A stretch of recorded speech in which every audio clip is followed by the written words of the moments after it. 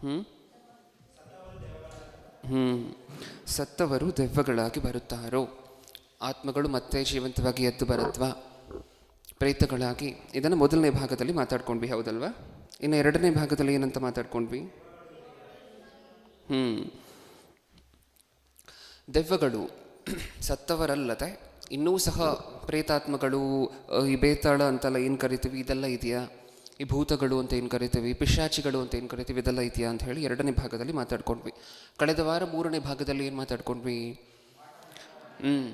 External ಆಗಿ ಮಾಡುವಂತಹ ಕೃತ್ಯಗಳು, ಈ ಮಾಟ ಮಂತ್ರ, ಕ್ಷುದ್ರ ಶಕ್ತಿಗಳು, ಅಥವಾ ಬೊಂಬೆ ಮಾಟ ಮಾಡುವಂತಹದ್ದು ಒಬ್ಬ ವ್ಯಕ್ತಿಯನ್ನು ಹಿಂಸೆ ಮಾಡಲಿಕ್ಕೆ, ಇದೆಲ್ಲವೂ ಸಹ ಇದೆಯಾ ಅಂತ ಹೇಳಿ ಕಳೆದ ವಾರ ಮಾತಾಡ್ಕೊಂಡ್ವಿ. ಕಳೆದ ವಾರ ಮಾತಾಡ್ಕೊಂಡಂತಹ ಈ ಮಾಟ ಮಂತ್ರ, ಕ್ಷುದ್ರ ಶಕ್ತಿಗಳು ಅನ್ನುವಂತಹ ಸಂದೇಶದ ಎರಡನೇ ಭಾಗವನ್ನು ಇವತ್ತು ನೋಡ್ತಿದ್ವಿ.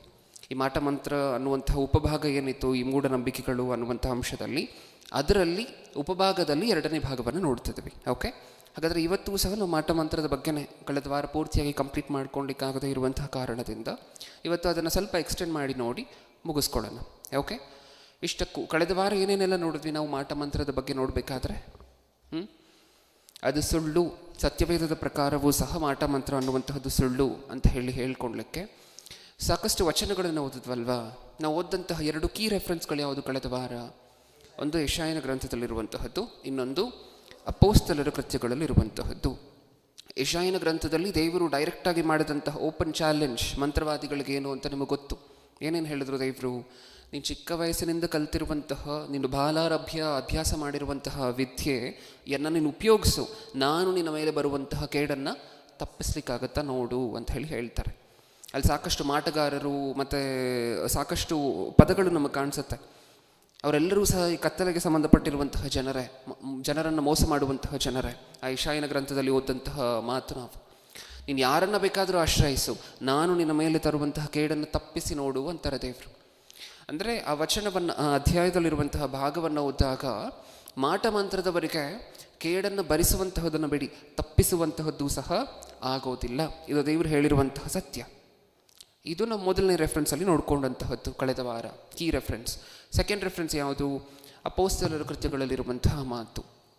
ದೆವ್ವ ಹಿಡಿದಿರುವಂತಹ ಒಬ್ಬ ವ್ಯಕ್ತಿ ಮೊದಲನೇ ಶತಮಾನದಲ್ಲಿ ದೆವ್ವ ಹಿಡಿತಿತ್ತು. ಅದು ಏನಕ್ಕೆ ಹಿಡಿತಿತ್ತು ಅಂತ ಈಗಾಗಲೇ ಮಾತಾಡ್ಕೊಂಡಿದ್ದೀವಿ ನಾವು. ಓಕೆ, ಮೊದಲನೇ ಶತಮಾನದಲ್ಲಿ ದೆವ್ವ ಹಿಡಿದಿರುವಂತಹ ಒಬ್ಬ ವ್ಯಕ್ತಿ ಯಾರಾದರೂ ಬೈ ಚಾನ್ಸ್ 3 ಭಾಗಗಳಲ್ಲಿ ಯಾವುದನ್ನಾದರೂ ಮಿಸ್ ಮಾಡಿದರೆ, ಲೈವಲ್ಲಿ ನೋಡ್ತಿರುವಂತಹ ಜನರು ಸಹ ಇವಾಗ ನಾವೇನು ಮಾತಾಡ್ಕೊಳ್ತಿದ್ದೀವಿ ನಿಜವಾಗ್ಲೂ ಏನೂ ಅರ್ಥ ಆಗೋದಿಲ್ಲ. ಅದಕ್ಕೆ ಆ ಹಿಂದಿನ ಭಾಗಗಳು ದಯವಿಟ್ಟು ನೋಡಿ. ಓಕೆ, ಈಗ ಮೊದಲನೇ ಶತಮಾನದಲ್ಲಿ ದೆವ್ವ ಹಿಡಿದಂತಹ ಒಬ್ಬ ಮನುಷ್ಯನಿಗೆ ಬೇರೆಯವರು, ಅಪೊಸ್ತಲರಲ್ಲದೆ, ಯೇಸುಕ್ರಿಸ್ತರಲ್ಲದೆ, ಶಿಷ್ಯಂದಿರಲ್ಲದೆ ಬೇರೆಯವರು ಬಂದು ನೀನು ಹೋಗು ಅಂತ, ಯೇಸುಕ್ರಿಸ್ತರ ನಾಮದಲ್ಲಿ ಹೋಗು ಅಂತ ಹೇಳಿದ್ರೆ ಆ ದೆವ್ವ ಏನು ಮಾಡ್ತಂತೆ? ಅವ್ರ ಮೇಲೆ ಬಿದ್ದು ಸಾಕಷ್ಟು ಕಾಟ ಕೊಟ್ಟು ಮನೆಗೆ ಕಳಿಸ್ತಂತೆ, ಹೌದಲ್ವಾ? ಅದನ್ನೇ ನಾವು ಓದ್ಕೊಂಡಂತಹದ್ದು. ಆ ಸನ್ನಿವೇಶದಲ್ಲಿ ಏನು ನೋಡಿದ್ವಿ ನಾವು? ಆ ಸಿಚುವೇಶನಲ್ಲಿ ಮತ್ತೆ ಪಾಪ್ಯುಲರ್ ಆಗ್ಲಿಕ್ಕೆ ಶುರು ಆಗುತ್ತೆ. ಏನು ಪಾಪ್ಯುಲರ್ ಆಯಿತು ಆ ಸಿಟಿಯಲ್ಲೆಲ್ಲ? ಯೇಸುಕ್ರಿಸ್ತರ ಹೆಸರು ಪಾಪ್ಯುಲರ್ ಆಯಿತು. ಹಾಗಾದರೆ ನಿಜವಾದ ದೆವ್ವಗಳು ಯೇಸುಕ್ರಿಸ್ತರು ಅಂತ ಹೇಳಿದ್ರೆ ನಡುಗುತ್ತವೆ. ಅದು ಗೊತ್ತಾಯಿತು ಮೊದಲನೇ ಶತಮಾನದಲ್ಲಿದ್ದಂತಹ ಜನರಿಗೆ. ಇದನ್ನು ಕೇಳಿದಂತಹ ಸುತ್ತಮುತ್ತ ಇದ್ದಂತಹ ಮಾಂತ್ರಿಕರು, ಮಾಟಗಾರರೆಲ್ಲ ಏನು ಮಾಡಿದ್ರಂತೆ? ಈ ಶಕ್ತಿ ನಮ್ಮ ಹತ್ರ ಇರುವಂತಹ ಈ ಮಂತ್ರದ ಶಕ್ತಿ ಏನು ಇಲ್ಲ, ನಾವು ಚಿಕ್ಕ ವಯಸ್ಸಿಂದ ಕಲ್ತಿರುವಂತಹದ್ದೆಲ್ಲ ವೇಸ್ಟು ಅನ್ನುವಂಥ ಒಪಿನಿಯನ್ ಇಟ್ಕೊಂಡು ಏನು ಮಾಡಿದ್ರು? ತಮ್ಮ ಪುಸ್ತಕಗಳನ್ನು ತಗೊಂಡು ಬಂದು ಸುಟ್ಟು ಹಾಕಿದ್ರು ಪಬ್ಲಿಕ್ಕಲ್ಲಿ, ಹೌದಲ್ವಾ? ಅವ್ರಿಗೇನಾದರೂ ಅನಿಸಿದ್ರೆ ಅಲ್ವಾ, ಅವ್ರು ಕಲ್ತಿರುವಂತಹ ವಿದ್ಯೆ, ಚಿಕ್ಕ ವಯಸ್ಸಿನಿಂದ ಕಲ್ತಿರುವಂತಹ ವಿದ್ಯೆ ವೇಸ್ಟ್, ಇದು ಯಾವ ಕೆಲಸಕ್ಕೂ ಬರೋದಿಲ್ಲ ಅಂತ ಅನಿಸಿದ್ರೆ ಅಲ್ವಾ ಹೋಗಿ ಪುಸ್ತಕಗಳನ್ನು ಸುಟ್ಟು ಹಾಕುವಂತಹದ್ದು, ಹೌದಲ್ವಾ? ಇದಿಷ್ಟನ್ನು ಸಹ ನಾವು ಕಳೆದ ವಾರ ಮಾತಾಡ್ಕೊಂಡಂತಹ ವಿಚಾರ.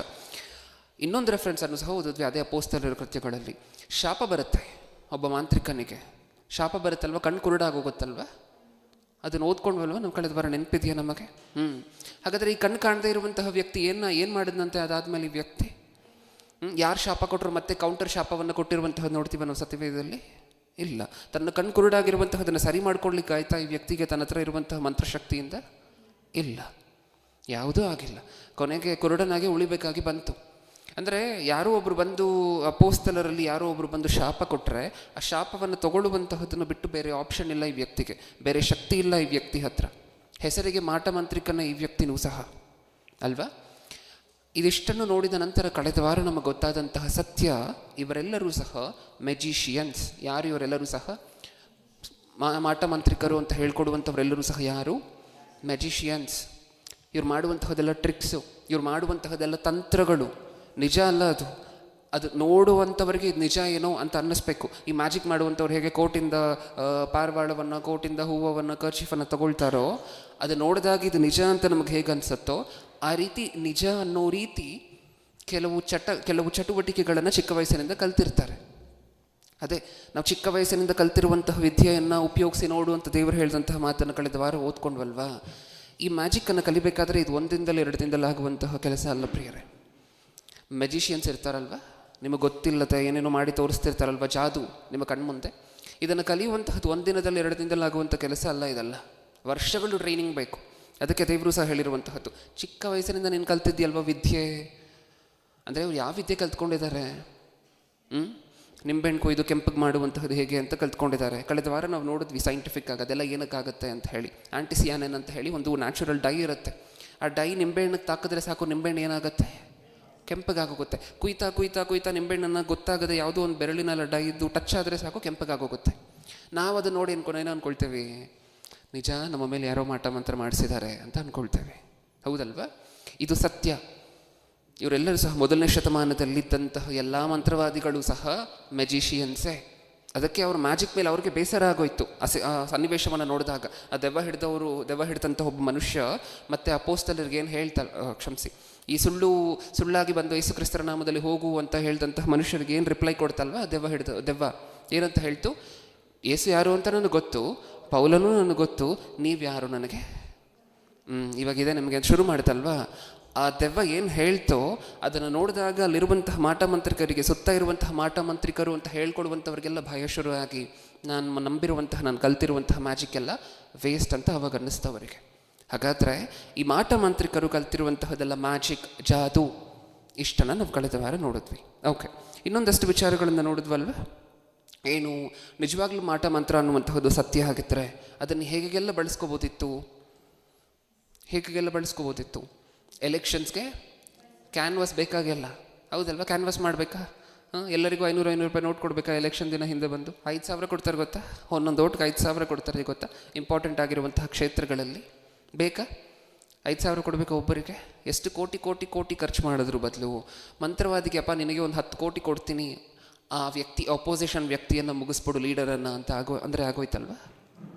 ಅದಾಗುತ್ತಾ? ಇಷ್ಟಕ್ಕೂ ಯಾರು ಅಂದರೆ ಪಾಪ ರಾಜಕೀಯ ನಾಯಕರು ಓದಿರುವಂತಹದ್ದೇ 3ನೇ ಕ್ಲಾಸು 4ನೇ ಕ್ಲಾಸು ಅಬ್ಬಬ್ಬಾ ಅಂತ ಹೇಳಿದ್ರೆ ಇವರಿಗೆ ಏನು ಗೊತ್ತು? ಅವ್ರಿಗೆ ಏನು ಗೊತ್ತು? ಅಷ್ಟು ಕಮ್ಮಿ ಓದಿರುವಂಥವ್ರಿಗೆ ಏನು ಗೊತ್ತು ಹೇಳಿ? ಇದೆಲ್ಲ ನಡೆಯೋದಿಲ್ಲ ಅಂತ ಅವ್ರಿಗೆ ಗೊತ್ತು.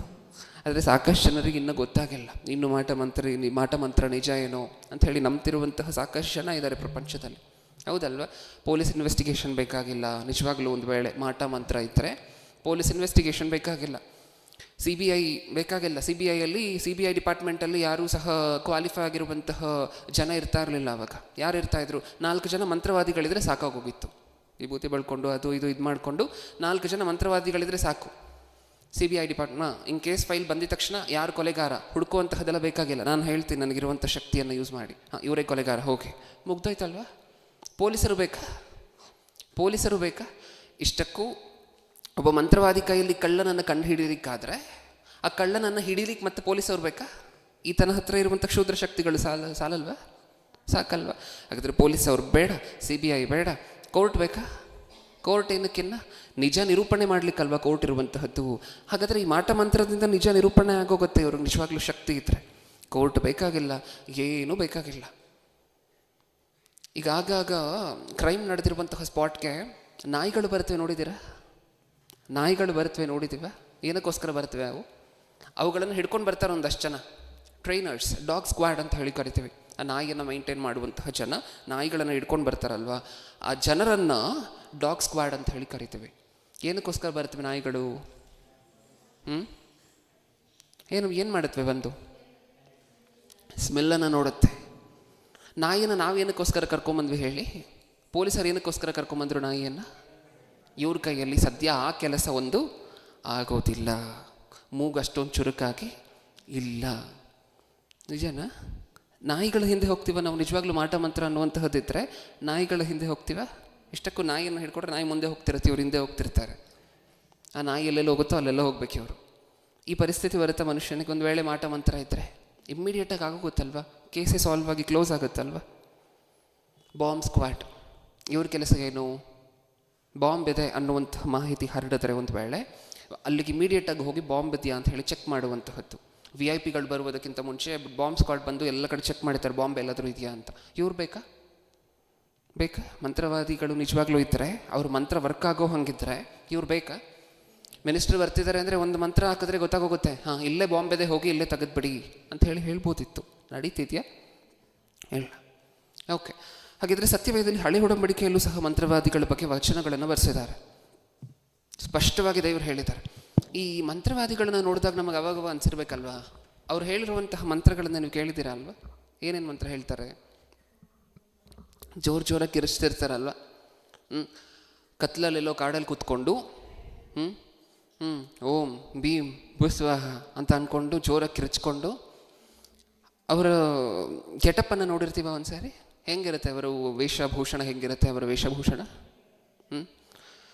ತಲೆ ಕೂದಲೆಲ್ಲ ಹಿಂದೆ ಎತ್ಕೊಂಡು ಅಥವಾ ಜುಟ್ಟು ಹಾಕ್ಕೊಂಡು ಒಂದು ಕಡೆ ಇಲ್ಲಿ ಏನೋ ಮಣಿಗಳನ್ನು ಕಟ್ಕೊಂಡು, ಇಲ್ಲಿ ಮಣಿಗಳನ್ನು ಕಟ್ಕೊಂಡು, ಬುರುಡೆ ಇರುವಂತಹ ಒಂದು ಸರವನ್ನು ಹಾಕ್ಕೊಂಡು ಏನೇನೋ ಮಾಡಿಕೊಂಡು ನೋಡಿದ್ರೇ ಭಯ ಆಗುತ್ತಲ್ವ.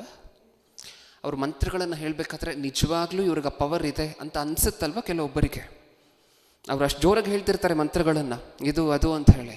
ಅವರಿಗೆ ಸ್ವಲ್ಪ ಜನರಿಗೆ ಆ ಮಂತ್ರವಾದಿಗಳನ್ನು ನೋಡಿದ ತಕ್ಷಣ ನಿಜವಾಗ್ಲೂ ಇವ್ರ ಮಂತ್ರಗಳಿಗೇನೋ ಪವರ್ ಇರಬೇಕಪ್ಪ, ಶಕ್ತಿ ಇರಬೇಕು, ವರ್ಕ್ ಆಗ್ಬೋದು. ಯಾಕಂದರೆ ಈ ಮನುಷ್ಯ ಇಷ್ಟೊಂದು ಗಟ್ಟಿಯಾಗಿ ಹೇಳ್ತಿದ್ದಾನೆ, ಇಷ್ಟೊಂದು ಜೋರಾಗಿ ಹೇಳ್ತಿದ್ದಾನೆ, ಇಷ್ಟೊಂದು ಕಾನ್ಫಿಡೆಂಟಾಗಿ ಹೇಳ್ತಿದ್ದಾನೆ ಮಂತ್ರವನ್ನು.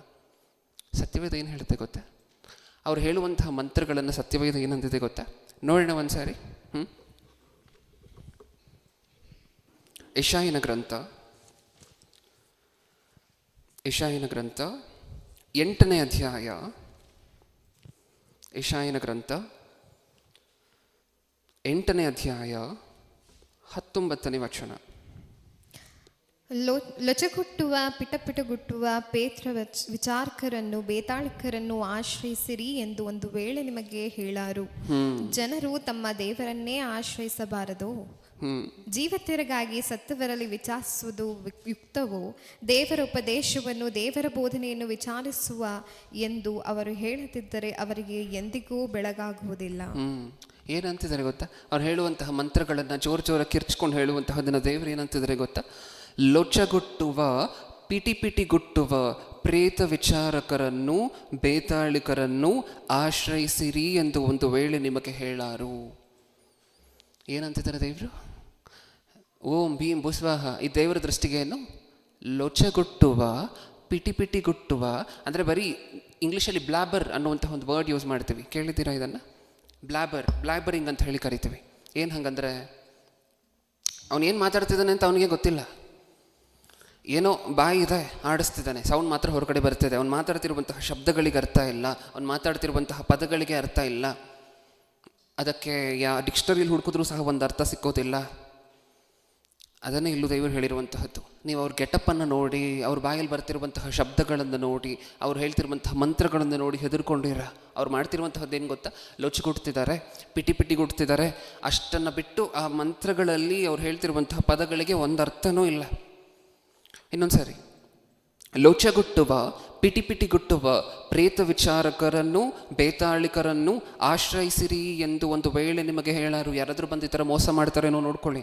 ಯಾರಾದರೂ ಬಂದು ನಿಮ್ಮ ಹತ್ರ ಈ ಸಮಸ್ಯೆ ಪರಿಹಾರ ಆಗಬೇಕಂದ್ರೆ ಅಥವಾ ನಿಮಗಿರುವಂಥ ಕಷ್ಟ ಹೋಗಬೇಕಂದ್ರೆ ಮಂತ್ರವಾದಿ ಹತ್ರ ಹೋಗಿ ಅವ್ರು ಸತ್ತವರನ್ನು ಮತ್ತೆ ಕರೆದು ಕೇಳ್ತಾರೆ ಅಥವಾ ಪ್ರೇತಗಳನ್ನು ಬರಮಾಡ್ತಾರೆ ಅಂತ ಹೇಳಿ ತಪ್ಪಾದ ಅಭಿಪ್ರಾಯಗಳನ್ನು ಕೊಡ್ತಾರೆ. ಹುಷಾರಾಗಿ ಜೋಪಾನ ಅಂತ ಹೇಳ್ತಿರುವಂತಹ ಮಾತಿದು ದೇವರು. ನೆಕ್ಸ್ಟ್, ಜನರು ತಮ್ಮ ದೇವರನ್ನೇ ಆಶ್ರಯಿಸಬಾರದೋ ಅಂದರೆ ಬರೀ ಇದರಿಂದನೇ ಹೊರಟೋಗ್ಬಿಡುವಂತಹದ್ದು. ದೇವರನ್ನು ಆಶ್ರಯಿಸಬಾರ್ದ ಯಾರೂ ಸಹ?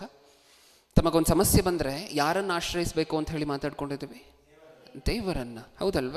ಯಾಕೆಂದರೆ ಸಮಸ್ಯೆಗಳು ಬರುವಂತಹದ್ದು ದೇವರ ಅನುಮತಿಗಳ ಮೇರೆಗೆ, ಅಪ್ಪಣೆಗಳ ಮೇರೆಗೆ. ನಿಜ ಅಲ್ವಾ? ಇಲ್ಲಿ ದೇವರನ್ನು ಆಶ್ರಯಿಸುವಂತಹದನ್ನು ಬಿಟ್ಟು ಜನ ಯಾರನ್ನು ಆಶ್ರಯಿಸ್ತಿದ್ದಾರಂತೆ?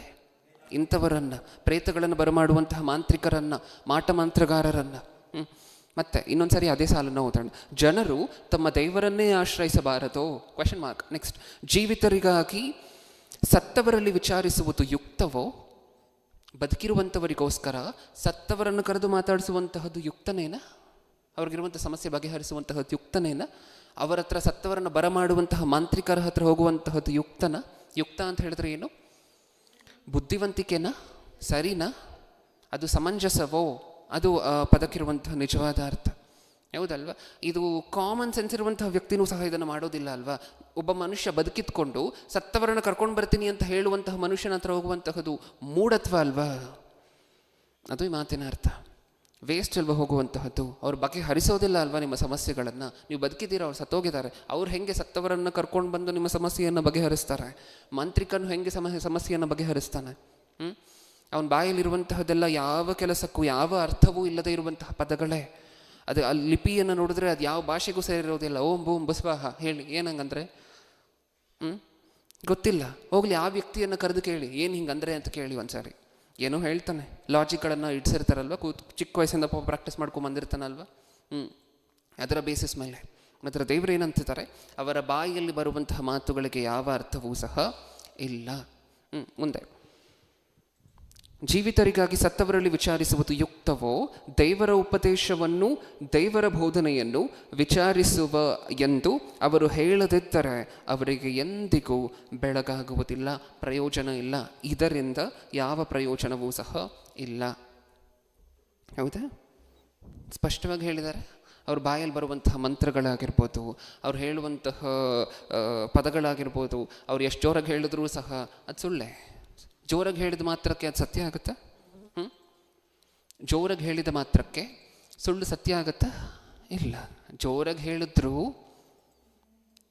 ಯೂನಿವರ್ಸಲ್ ಟ್ರುತ್ ಕೆಲವು ನಿಜಗಳಿದೆ ನಮ್ಮ ಪ್ರಪಂಚದಲ್ಲಿ. ಏನು ತುಂಬ ಕಾಟ ಕೊಡ್ತಿದೆ. ಓಕೆ, ಇಷ್ಟಕ್ಕೂ ಸೂರ್ಯ ಹುಟ್ಟುವಂತಹ ದಿಕ್ಕು ಯಾವುದು? ಪೂರ್ವ, ಹೌದಲ್ವಾ? ಈಸ್ಟಲ್ಲಿ ಹುಟ್ಟುತ್ತೆ ಸೂರ್ಯ, ಪೂರ್ವ ದಿಕ್ಕಿನಲ್ಲಿ ಹುಟ್ಟುತ್ತೆ. ಈಗ ಆ ಪೂರ್ವದಲ್ಲಿ ಸೂರ್ಯನು ಹುಟ್ಟುತ್ತೆ ಅನ್ನುವಂತಹದ್ದು ಯೂನಿವರ್ಸಲ್ ಟ್ರುತ್. ಅದು ಇಡೀ ಪ್ರಪಂಚಕ್ಕೆ ಸತ್ಯ, ಹೌದಾ ಅಲ್ವಾ? ಯಾರಾದರೂ ಇಲ್ಲ ಅಂತ ಹೇಳಲಿಕ್ಕಾಗತ್ತಾ? ಪ್ರಪಂಚದಲ್ಲಿ 800 ಕೋಟಿ ಜನ ಇದ್ದಾರಲ್ವಾ ಸುಮಾರು. ಆ 800 ಕೋಟಿ ಜನರು ಸಹ ಒಂದು ಕಡೆ ನಿಂತ್ಕೊಂಡು, ಇನ್ನೊಬ್ಬ ವ್ಯಕ್ತಿ ಮಾತ್ರ ಇನ್ನೊಂದು ಕಡೆ ನಿಂತ್ಕೊಂಡು, ಆ 800 ಕೋಟಿ ಜನ ಯಾವುದೋ ಒಂದು ಕಾರಣದ ನಿಮಿತ್ತ ಸೂರ್ಯ ಪಶ್ಚಿಮದಲ್ಲಿ ಹುಟ್ಟುತ್ತೆ ಅಂತಿದ್ದಾರೆ ಅಂತ ಅಂದ್ಕೊಳ್ಳಿ. ಒಬ್ಬ ವ್ಯಕ್ತಿನ ಇನ್ನೊಂದು ಕಡೆ ನಿಂತ್ಕೊಂಡು ಇಲ್ಲ ಪೂರ್ವದಲ್ಲಿ ಹುಟ್ಟುತ್ತೆ ಅಂತಿದ್ದಾನೆ ಅಂತ ಅಂದ್ಕೊಳ್ಳಿ. ಯಾರು ಹೇಳಿದ ಮಾತು ಸತ್ಯ? ಎಷ್ಟು ಜನ ಹೇಳ್ತಿದ್ದಾರೆ ಮಾತನ್ನು? ಒಬ್ಬ. ಇನ್ನು ಉಳಿದಂತಹ ಜನ ಏನಂತಿದ್ದಾರೆ? ಅವ್ರು ಪಶ್ಚಿಮ, ಅಷ್ಟು ಜನ ಸೇರಿಕೊಂಡು ಇದು ಪಶ್ಚಿಮ ಅಂದ ಮಾತ್ರಕ್ಕೆ ಪಶ್ಚಿಮ ರೈಟ್ ಆಗೋದಿಲ್ಲ ಅಲ್ವಾ? ಅದು ರಾಂಗೇ ಅಲ್ವಾ? ಅದು ಎಷ್ಟು ಜನ ಹೇಳಿದ್ರು, ಎಷ್ಟು ಜೋರಾಗಿ ಹೇಳಿದ್ರು, ಸುಳ್ಳೆ. ಹಾಗೆ ಈ ಬೇತಾಳಿಗರಿಗೆ ಅಥವಾ ಈ ಮಂತ್ರವಾದಿಗಳಿಗೆ ಯಾವ ಶಕ್ತಿಯೂ ಇಲ್ಲ ಅಂತ ಅನ್ನುವಂತಹದ್ದು ಸತ್ಯವೇದ ಹೇಳಿರುವಂತಹ ಸತ್ಯ. ಅದು ಯಾವತ್ತೂ ಸಹ ಬದಲಾಗದೇ ಇರುವಂತಹ ಸತ್ಯ. ಅವರಿಗೆ ಯಾವತ್ತೂ ಸಹ ಶಕ್ತಿ ಬರುವಂತಹದ್ದು ಅಸಾಧ್ಯ. ಅದು ಸತ್ಯವೇದ ಹೇಳಿರುವಂಥ ಸತ್ಯ. ಇವಾಗ ಸಾಕಷ್ಟು ಜನ ಬಂದು ನಿಮ್ಮ ಹತ್ರ ಹೇಳ್ತಾರೆ, ನೀವು ಈ ಸಂದೇಶವನ್ನು ಇನ್ನೊಬ್ಬರಿಗೆ ಹೇಳಲಿಕ್ಕೆ ಹೋದಾಗ ಸಾಕಷ್ಟು ಜನ ಬಂದು ನಿಮ್ಮ ಹತ್ರ ಹೇಳ್ತಾರೆ, ನಾವು ನೋಡಿದ್ದೀವಿ ಅಂತಾರೆ. ಇನ್ನೊಬ್ಬರು ಬಂದು ಹೇಳ್ತಾರೆ, ನಾವು ನೋಡಿದ್ದೀವಿ ಅಂತಾರೆ. ಈ ಥರ ಒಂದು 10 ಕುಟುಂಬಗಳು ನಿಮ್ಮ ಮುಂದೆ ಬಂದು ನಾವು ನೋಡಿದ್ದೀವಿ ಅಂದರೂ ಸಹ ಸತ್ಯ ಯಾವುದು? ಸತ್ಯವೇದದಲ್ಲಿರುವಂತಹದ್ದು ಸತ್ಯ. ಯಾಕೆಂದರೆ ಇದು 1ನೇ ಶತಮಾನದಿಂದ ನಡೆದಿರುವಂತಹ ಪ್ರಾಕ್ಟಿಕಲ್ ವಿಚಾರಗಳನ್ನೆಲ್ಲ ಹೇಳ್ತಾ ಬಂದಿದೆ ಸತ್ಯವೇದ. 1ನೇ ಶತಮಾನದಲ್ಲೂ ಮಂತ್ರವಾದಿಗಳಿದ್ರು. ಅವ್ರು ಏನು ಮಾಡಿದ್ರು? ಅವರೇ ತಮ್ಮ ಮಂತ್ರಗಳು ಸುಳ್ಳು, ತಮ್ಮ ಮಂತ್ರತಂತ್ರಗಳು ನಡೆಯೋದಿಲ್ಲ ಅಂತ ಹೇಳಬೇಕಾದ್ರೆ, ಇಲ್ಲಿರುವಂತಹ ಮಂತ್ರವಾದಿಗಳು ಈ ಕಾಲದಲ್ಲಿ ನಮ್ಮ ಥರ ಅನ್ನ ಸಾರು ತಿನ್ಕೊಂಡಿರುವಂತಹ ಮಂತ್ರವಾದಿಗಳು ಏನಾದರೂ ಮಾಡಲಿಕ್ಕಾಗತ್ತಾ? ಆ ಕಾಲದಲ್ಲಿ ತಪಸ್ಸು ಮಾಡ್ತಿದ್ರು ಮಂತ್ರವಾದಿಗಳು. ಆ ಕಾಲದಲ್ಲಿ ಏನೇನೋ ವಿದ್ಯೆಗಳನ್ನು ಅಭ್ಯಾಸ ಮಾಡ್ತಿದ್ರು. ಸಾಕಷ್ಟು ಕಠಿಣವಾಗಿರುವಂಥ ಸಾಧನೆಯನ್ನು ತಗೊಳ್ತಿದ್ರು. ಕಾಡುಗಳಿಗೆ ಅಲ್ಲಿ ಇಲ್ಲಿ ಹೋಗಿ ಕೂತ್ಕೊಂಡು ವರ್ಷಗಳ ಗಟ್ಟಲೆ. ಅವರ ಮಂತ್ರಗಳೇ ನಡೆಯೋದಿಲ್ಲ ಅಂದರೆ, ಇಲ್ಲಿ ನಾನು ಆಗಲೇ ಹೇಳಿದ್ನಲ್ವ, ನಾವು ತಿನ್ನುವಂಥ ಫುಡ್ಡನ್ನು ಇವರು ತಿಂತಾರೆ, ಇವರು ಬಿರಿಯಾನಿ ತಿಂತಾರೆ, ಇವರು ಹೇಳುವಂತಹ ಮಂತ್ರಗಳು ನಡೆಯುತ್ತಾ? ಯೆಶಾಯನ ಗ್ರಂಥ 41ನೇ ಅಧ್ಯಾಯ 23ನೇ ವಚನ. ಹಳೆಯ ಒಡಂಬಡಿಕೆಯಲ್ಲಿ ಸಾಕಷ್ಟು ಜನ ದೇವತೆಗಳ ಪೂಜೆ ನಡೆಸುವಂತಹ ಮಂತ್ರವಾದಿಗಳಿದ್ರು. ಈ ದೇವತೆಗಳ ಪೂಜಾರಿಗಳಿಗೆ ಮತ್ತೆ ಮಂತ್ರವಾದಿಗಳಿಗೆ ಇಲ್ಲಿ ಹೇಳ್ತಿರುವಂತಹ ಮಾತು ಏನು? ನೀವು ದೇವರುಗಳೆಂದು ನಮಗೆ ಅರಿವು ಹುಟ್ಟುವಂತೆ ಮುಂದಾಗತಕ್ಕವುಗಳನ್ನು ತಿಳಿಸಿರಿ. ನಾವು ಒಟ್ಟಿಗೆ ಕಕ್ಕಾಪಿಕ್ಕಿಯಾಗಿ ನೋಡುವಂತೆ ಮೇಲಾಗಲಿ ಕೇಡಾಗಲಿ ಏನಾದರೂ ಮಾಡಿರಿ. ಆಹಾ, ನೀವು ಶೂನ್ಯವೇ, ನಿಮ್ಮ ಕಾರ್ಯವೋ ಮಟ್ಟ ಮಾಯವೇ, ನಿಮ್ಮನ್ನು ಮರೆ ಹೋಗುವ ತುಚ್ಛರೇ ಸರಿ. ನೀವು ದೇವರುಗಳೆಂದು ನಮಗೆ ಅರಿವು ಹುಟ್ಟುವಂತೆ ಮುಂದಾಗತಕ್ಕವುಗಳನ್ನು ತಿಳಿಸಿರಿ. ನಾವು ಒಟ್ಟಾಗಿ ಕಕ್ಕಾಬಿಕ್ಕಿಯಾಗಿ ನೋಡುವಂತೆ ಮೇಲಾಗಲಿ ಕೇಡಾಗಲಿ ಏನಾದರೂ ಮಾಡಿ. ಅಟ್ಲೀಸ್ಟ್ ನಮ್ಗೆ ಒಳ್ಳೇದಾಗಂಗಾದರೂ ಮಾಡಿ, ಅವಾಗಲಾದರೂ ನೀವು ನಂಬ್ತೀವಿ, ನಿಮ್ಮ ಹತ್ರ ಶಕ್ತಿ ಇದೆ ಅಂತ ನಂಬ್ತೀವಿ. ನಮಗೆ ಕೆಟ್ಟದ್ದಾಗೋ ಹಂಗಾದರೂ ಮಾಡಿ, ಅವಾಗಲಾದರೂ ನಂಬ್ತೀವಿ ನಿಮಗೆ ಶಕ್ತಿ ಇದೆ ಅಂತ. ಮೇಲಾಗಲಿ ಕೇಡಾಗಲಿ ಏನಾದರೂ ಒಂದು ಮಾಡಿ. ನೆಕ್ಸ್ಟ್ ಏನಂದಿದ್ದಾರೆ? ಆಹಾ, ನೀವು ಶೂನ್ಯವೇ, ನಿಮ್ಮ ಹತ್ರ ಇರುವಂತಹದ್ದು ಝೀರೋ ಪವರ್, ಸ್ವಲ್ಪನೂ ಶಕ್ತಿ ಅನ್ನುವಂತಹದ್ದು ಇಲ್ಲ ನಿಮ್ಮ ಹತ್ರ. ನಿಮ್ಮ ಕೈಯಲ್ಲಿ ಏನೂ ಮಾಡಲಿಕ್ಕಾಗೋದಿಲ್ಲ. ಒಳ್ಳೆಯದೂ ಮಾಡಲಿಕ್ಕಾಗೋದಿಲ್ಲ ಒಬ್ಬ ಮನುಷ್ಯನಿಗೆ, ಕೆಟ್ಟದ್ದು ಮಾಡಲಿಕ್ಕಾಗೋದಿಲ್ಲ. ನೀವು ಶೂನ್ಯರೇ, ನೀವು ಶೂನ್ಯವೇ, ನಿಮ್ಮ ಕಾರ್ಯವು ಮಟ್ಟಮಾಯವೇ. ಅಂದರೆ ಆಗುವಂತೆ ಕಾಣಿಸ್ತಿದ್ರೂ ಸಹ ಅದ್ಯಾವುದೂ ಸಹ ಆಗದೇ ಇರುವಂತಹದ್ದು, ನಡೆಯದೇ ಇರುವಂತಹದ್ದು. ನೆಕ್ಸ್ಟ್, ನಿಮ್ಮನ್ನು ಮೊರೆ ಹೋಗುವವರು ತುಚ್ಛರೇ ಸರಿ. ಈ ಕಾಲದಲ್ಲೂ ಮಾಟ ಮಂತ್ರಿಕರನ್ನು ಯಾರಾದರೂ ಮೊರೆ ಹೋಗ್ತಿದ್ದಾರೋ, ಜ್ಯೋತಿಷ್ಯ ಹೇಳುವಂಥ ಜನರನ್ನು ಯಾರಾದರೂ ಮೊರೆ ಹೋಗ್ತಿದ್ದಾರೋ ಅವರಿಗೂ ಸತ್ಯವೇದ ಹೇಳ್ತಿರುವಂತಹ ಮಾತೇನು? ನೀವು ತುಚ್ಛರೇ ಸರಿ. ಅಂದರೆ ಆ ಮೆಂಟಾಲಿಟಿ ಏನಕ್ಕೂ ಸಹ ಬರದೇ ಇರುವಂತಹದ್ದು, ಕೆಳಮಟ್ಟದ ಆಲೋಚನೆ ಅಂತ ಕರಿತೀವಲ್ವಾ ಅದು. ಒಂದೆರಡು ವಿಡಿಯೋಗಳನ್ನು ನೋಡೋಣ, ನ್ಯೂಸಲ್ಲಿ ಬಂದಿರುವಂಥ ಆರ್ಟಿಕಲ್ಸನ್ನು ನೋಡೋಣ, ಒಂದೊಂದಾಗಿ ಪ್ಲೇ ಮಾಡಿ ಅಣ್ಣ. ಸಮಾಜದಲ್ಲಿ ಏನೇನಾಗ್ತದೆ ಮಾಟ ಮಂತ್ರಿಕರ ಮಾತುಗಳನ್ನು ಕೇಳಿಕೊಂಡು. ಅಂದರೆ ಇಲ್ಲಿ ಸತ್ಯವೇದ ಹೇಳ್ತಲ್ವ, ಇದನ್ನು ನಂಬುವಂಥವ್ರು ಯಾರು? ತುಚ್ಛರು, ಯಾವ ಕೆಲಸಕ್ಕೂ ಬರದೇ ಇರುವಂಥವ್ರು, ಆಲೋಚನೆಯಲ್ಲಿ ಸ್ವಲ್ಪವೂ ಸಹ ಒಳ್ಳೆಯ ಆಲೋಚನೆನೋ ಅಥವಾ ಕಾಮನ್ ಸೆನ್ಸು ಸಹ ಇಲ್ಲದೇ ಇರುವಂಥವರು. ಈ ಲೈಟನ್ನು ಆಫ್ ಮಾಡ್ತೀರಾ ಒಂದು ಸಾರಿ? ಸೌಂಡ್ ಕೊಡಿ. ಮನೆಯಲ್ಲೇ ಉಸಿರುಗಟ್ಟಿಸಿ ಬರ್ಬರವಾಗಿ ಮಗಳು ತನ್ನ ತಾಯಿಯನ್ನೇ ಕೊಲೆ ಮಾಡಿರೋದು, ಜ್ಯೋತಿಷ್ಯ ಮಾತನ್ನ ನಂಬಿಕೊಂಡು ಈ ಒಂದು ಕೊಲೆ ಮಾಡಿರೋದು ತುಮಕೂರಿನ ಅನುಪನಹಳ್ಳಿಯಲ್ಲಿ ಬೆಚ್ಚಿ ಬೀಳಿಸೋ ಘಟನೆ ನಡೆದು ಹೋಗಿದೆ.